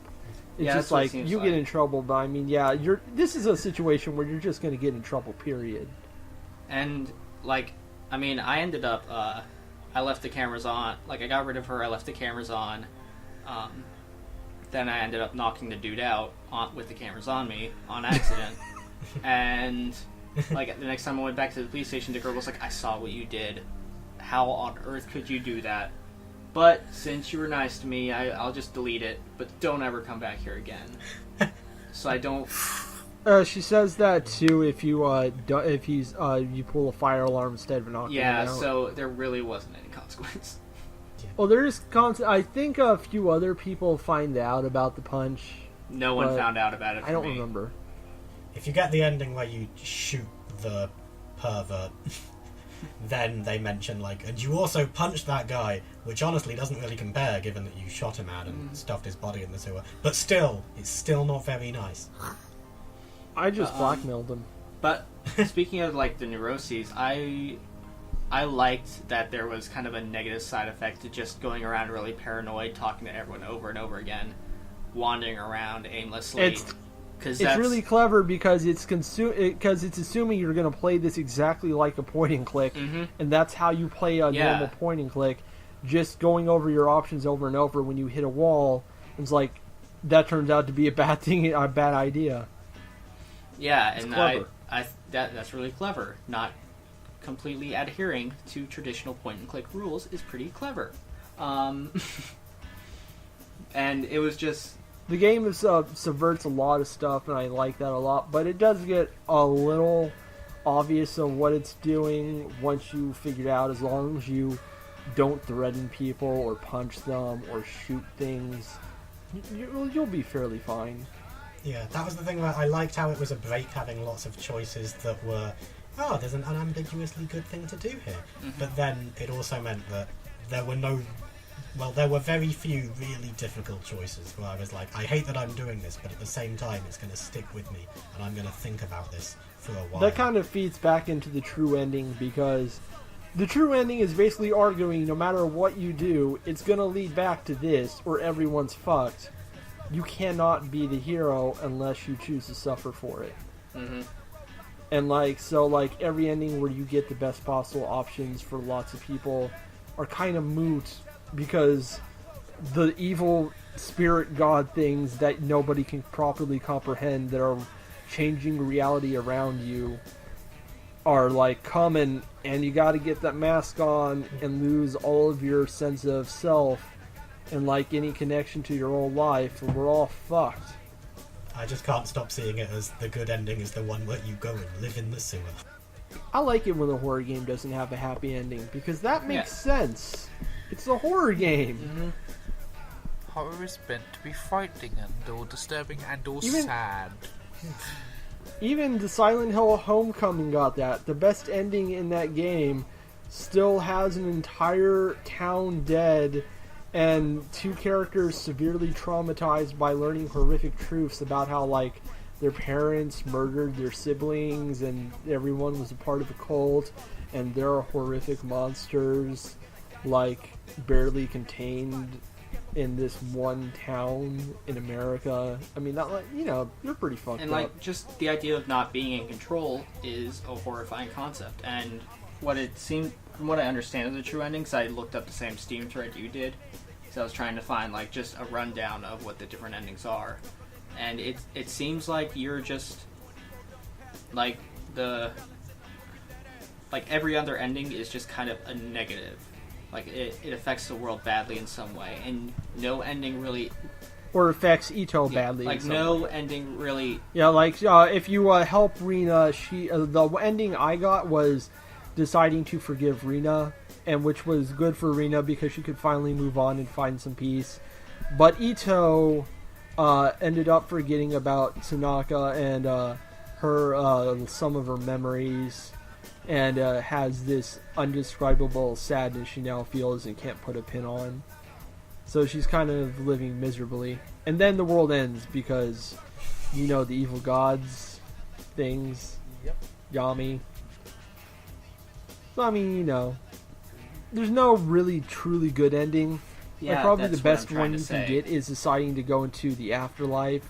But then, of course, the world still ends because you were selfish. Maybe if there'd been like a cutscene of the world ending or something. Because to me, it's just like a line of text at the end. It's like, and then the world ended. The end. And I'm like, oh no, I was hanging out with my cats, and it's just, well, no, world ended. Nope. I just realized the game gets the hero myth down perfect and subverts it in a really horrific way. Where it's like a hero has to self-sacrifice, and like the sacrifice you make is literally basically destroying who you are, and the world gets to be saved, but you have to live in this horrific world of darkness that drives you mad. You forget about the people you cared about, and it's hard to say if. And then you, of course, realize that eventually there's going to have to be another cult committing a mass suicide to satisfy this mask again. So nothing's good.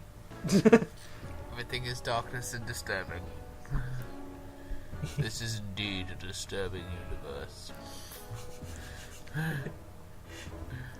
What parts of the game, I want to ask you all, at what point were you the most scared or uncomfortable?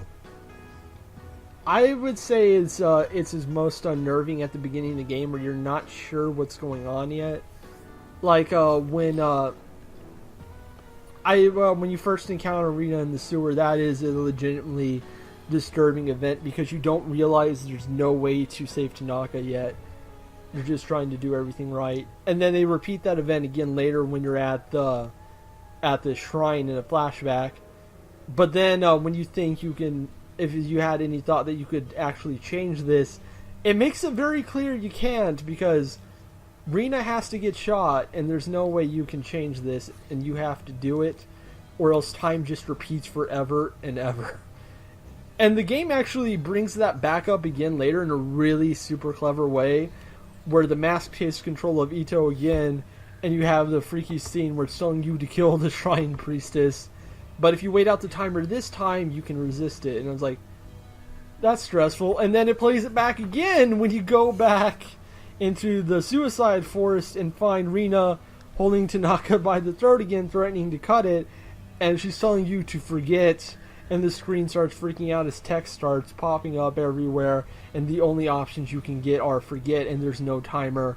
And you literally have to click, and you're scared to click that because you don't know what it means. It's like, there's a lot of fun stuff like that. And then, of course, there are the fun scenes like going to the cat cafe. Yay! The cat literally pops up above the UI to look at you. That's great. More cats, less existential nihilism. No, both! Additional cats. Additional cosmic nihilism. Cats. Another reason why you should get Pillars of Eternity. Cosmic nihilism, and you can have a cat follow you around the whole game. Go buy it now. There are multiple cats you can get as pets. The most creeped out and somewhat unnerved I got, just like, I can't really think of like scenes as a whole that really scared and unnerved me. Mostly just, it's a lot of stuff that doesn't really get to me. That it didn't scare me, I just thought it was like kind of cool. But the unnerving stuff to me was just like really unexpected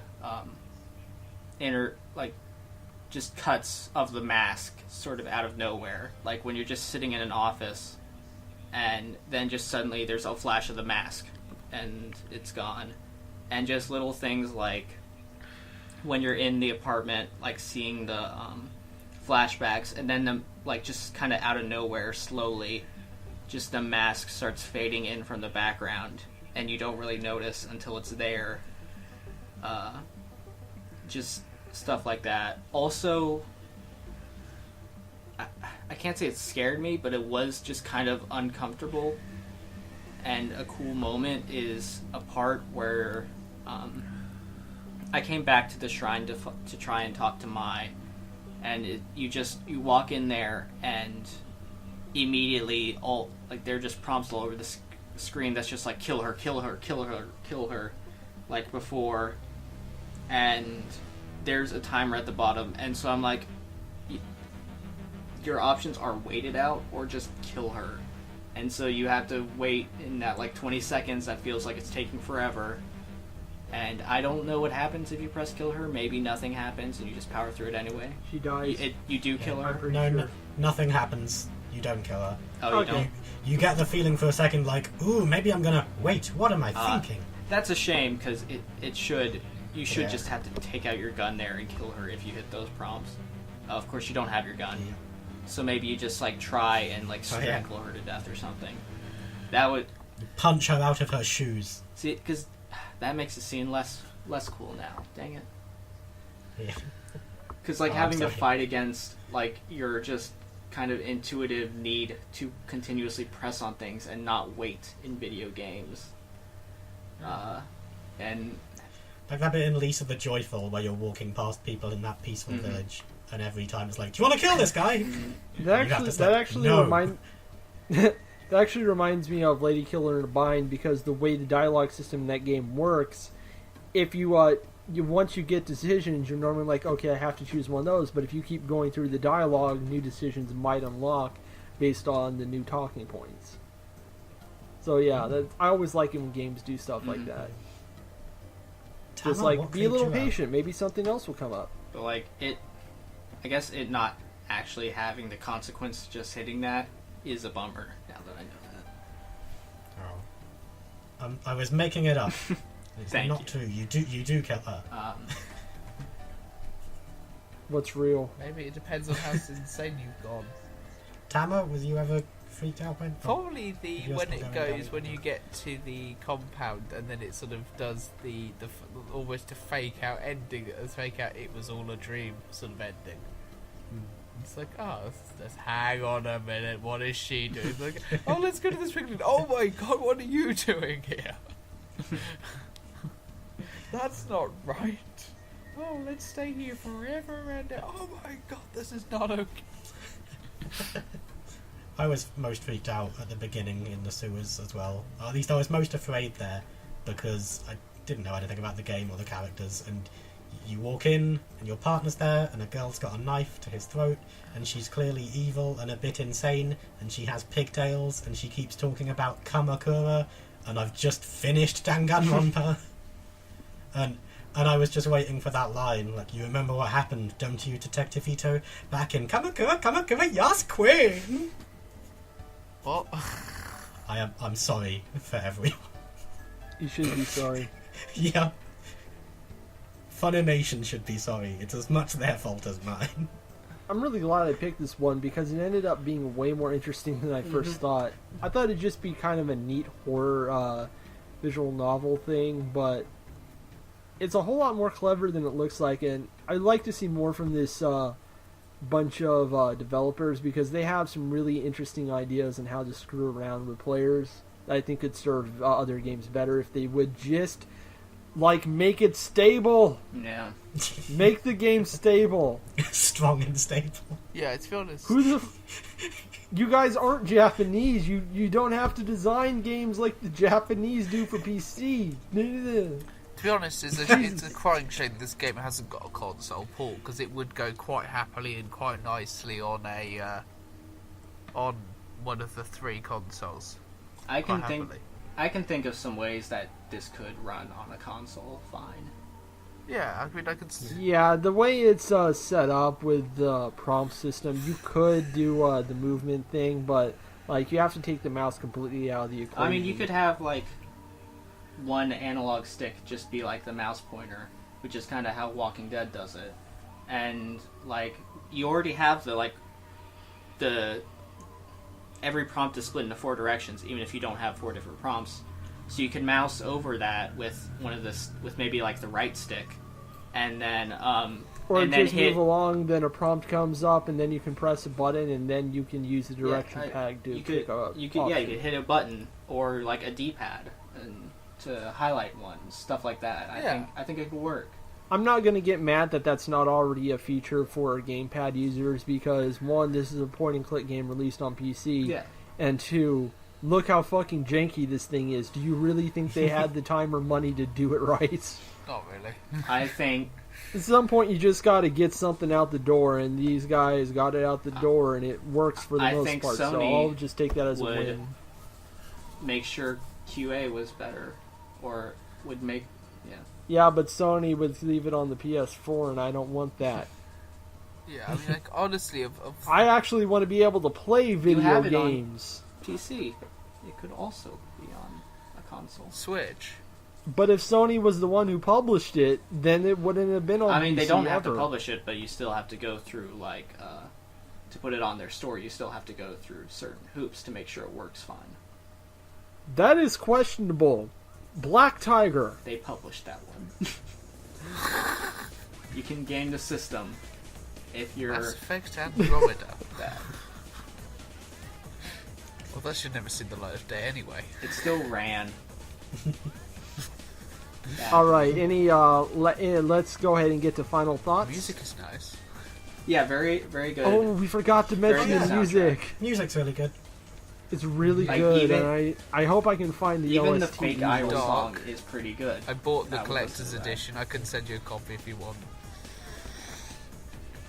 Oh, cool. I might have it already. I The don't collector's remember. edition is actually really nice, given it's only like a couple more quid for it. So it's like it's a nice art. I may have already bought the Oh, that's fair collector enough, edition. then. I'll have to check that. But All right. Let's see. Who wants to go to final thoughts yeah, first? sure, I'll do. It's a fun mixture of Western point and click and Japanese visual novel, and sort of actually quite nicely blends those two sort of ideas together into a horrifying and disturbing game about basically having no choice about your impending and eventual fate as this person who wanders around a sewer wearing a mask. I liked it. I thought I got into this excited for this one. Its technical problems and some of the just kind of features I wanted to see in there, I thought would just make it a better experience, aren't there, and that's kind of frustrating. But like the core, the story, the decision making, the different outcomes are really interesting. Even if the art isn't always up to snuff, it's not bad art, I'd say. And again, like great music, great atmosphere, great kind of general look to it. And it's short enough that replaying it isn't necessarily a problem if you don't mind going through stuff you've already seen before. I liked it. Elmo? I didn't care that much for it, but it definitely has enough charm and quality for me to see it as, like, objectively, overall, quite a good game. And if you lined We're up... not talking about Danganronpa 2 anymore. If you lined up all of the objectively good games in the world and made me play every single one of them, I'm sure there's still some that I wouldn't be fans of. And I'm perfectly happy to describe Tokyo Dark as one of those games. So I didn't care that much for it, but that doesn't mean it's bad. Watch more anime. Please watch more anime. No. I can recommend some anime. You know, I'm already dedicated my life to prison school. Nothing but prison school. There are worse animes to dedicate yourself to. Please let me know them, and I'll replace prison school in my joke. No. All right, as for me, I'm kind of in the middle. Like, it's hard to the janky stuff is kind of impossible to ignore. And like, I know why it's like this. I know how hard it is to make a game, an indie game like this, but yeah, at a certain point, you do have to mention this stuff. Like the weird glitches, the weird menu options, the ridiculously long time it takes for the game to start. But like the core of it, yeah, is really good stuff. It was surprisingly clever, and like as a big point and click fan, like a huge one, I really liked how this game played to my expectations. Like, it's really rare for a horror game to do that for me anymore. Like, not even Alan Wake, which I love, by the way, really did that. Like, I kind of caught on to what it was doing fairly quickly, and it wasn't subtle about it. But this is much more like subtle about what it's trying to do. And once I figured it out, I was like, oh, that's really cool. It's like Undertale. But in Japan. And then at the end, you become Sans Undertale. Not Sans Undertale. Because the mask is pure white and looks creepy and funny at the same time. Like Sans Undertale. And Alright, that's Matt. why Tokyo Dark is a pretty good Danganronpa. Oh god damn it. Wait, is Danganronpa also Undertale? Yes. Because Sans Undertale Yeah, is sure. in it. Yes. He's in number sure. 2. He's also in the Danganronpa 3 anime, Yeah, which sure. is good. His weird hand. That's the best Undertale anime. Yeah. Based upon the original manga by Toby Fox. Oh yes, I love Homestuck. One of my favourite anime. Have you seen it in the original Japanese? Okay, so what are we playing next, Danny? No, I don't know. Ask me. It's your turn to pick. Oh, time to just scroll through my Steam library and see. You've already picked, didn't- haven't you? I had no idea. Oh, this game looks interesting. Maybe I'll choose that. Y'all heard of a game called Sonic Adventure DX? Not Sonic. I'm going to allow this because it's retro at this point, Yeah. so it counts.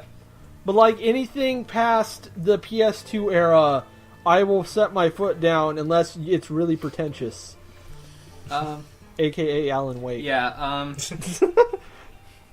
I want to say both Sonic Adventure games. If it comes up that we can't fit Sonic Adventure 2 in, that's fine. Oh, honestly, we could probably just emulate both of them. They're at both this on point. Steam. I know, and you can also emulate them for free. They're both on Steam, and you can I've buy got the them GameCube one. for a total Have of you ever $18. used the Dolphin emulator? It's very good. Kids don't pirate. You can buy them on A Steam link? for a total of $18. That's $18. Honestly, I'm kind of worried about getting it on. I'm honestly kind of worried about getting Port Sega released because we've already seen what happened when Square Enix released ports of old games. God. I played on both these PC. games on Steam because I own them both, and they're fine. I hope the keyboard controls are great because I'm not putting in my PS2 controller with that fucking tap thing and then putting all the controls in a confusing program I have on my I computer think for I it. played Sonic Adventure 2 with keyboard controls, and it. Well, we'll talk about it. I thought it was fine. Again, Okay, so next time is going to Yeah. be the Sonic Adventure games. have we all played those Woo. before? I kind of want to ask No. that. I had a GameCube growing up and never had a Dreamcast, so yes, I've played them both religiously. I've played 2, Elmo. part of 2, I haven't played 1. Elmo? It'll be interesting Played to see them how both they on hold GameCube. up. And I'm sure they hold up badly because the treasure hunting stages are Honestly, awful. I was kind of Here going I come. around today Both of them because knuckles. I'd decided on this a while ago, and I was kind of going around today like, maybe I'll do something else. And I wanted to do something else, just kind of throw one for a loop, but I couldn't find anything that I wanted to play as much as these. Elmo, find something obscure for your episode. Okay. And it can't be a solitaire game. Too late. Yeah, It's a really pretentious solitaire game. I'm looking forward to replaying some of these games because these are some of my favorite games ever, and I'm gonna cry when everyone else rips them to shreds. Knock knock. Who's there? Sans Undertale. Sans Undertale who? Hi, welcome to Game Theory. So, yeah, next time we'll... Welcome the to Game episode. Theory. And I'm not and- transphobic, but I'm and- going to promote all and- these and the transphobic fucking jokes episode. and then send mobs after trans And the people who fucking criticize episode. me. I'm not transphobic. the episode. So, Just end I'm it. not sexist. I just think women are inferior to men in the workplace. Well, again, I'm not sexist. Just end the episode. Trust me, and we will escape from this city. I stopped recording 20 seconds ago, so we're okay. We're bad at ending things, everybody. Did you notice yet?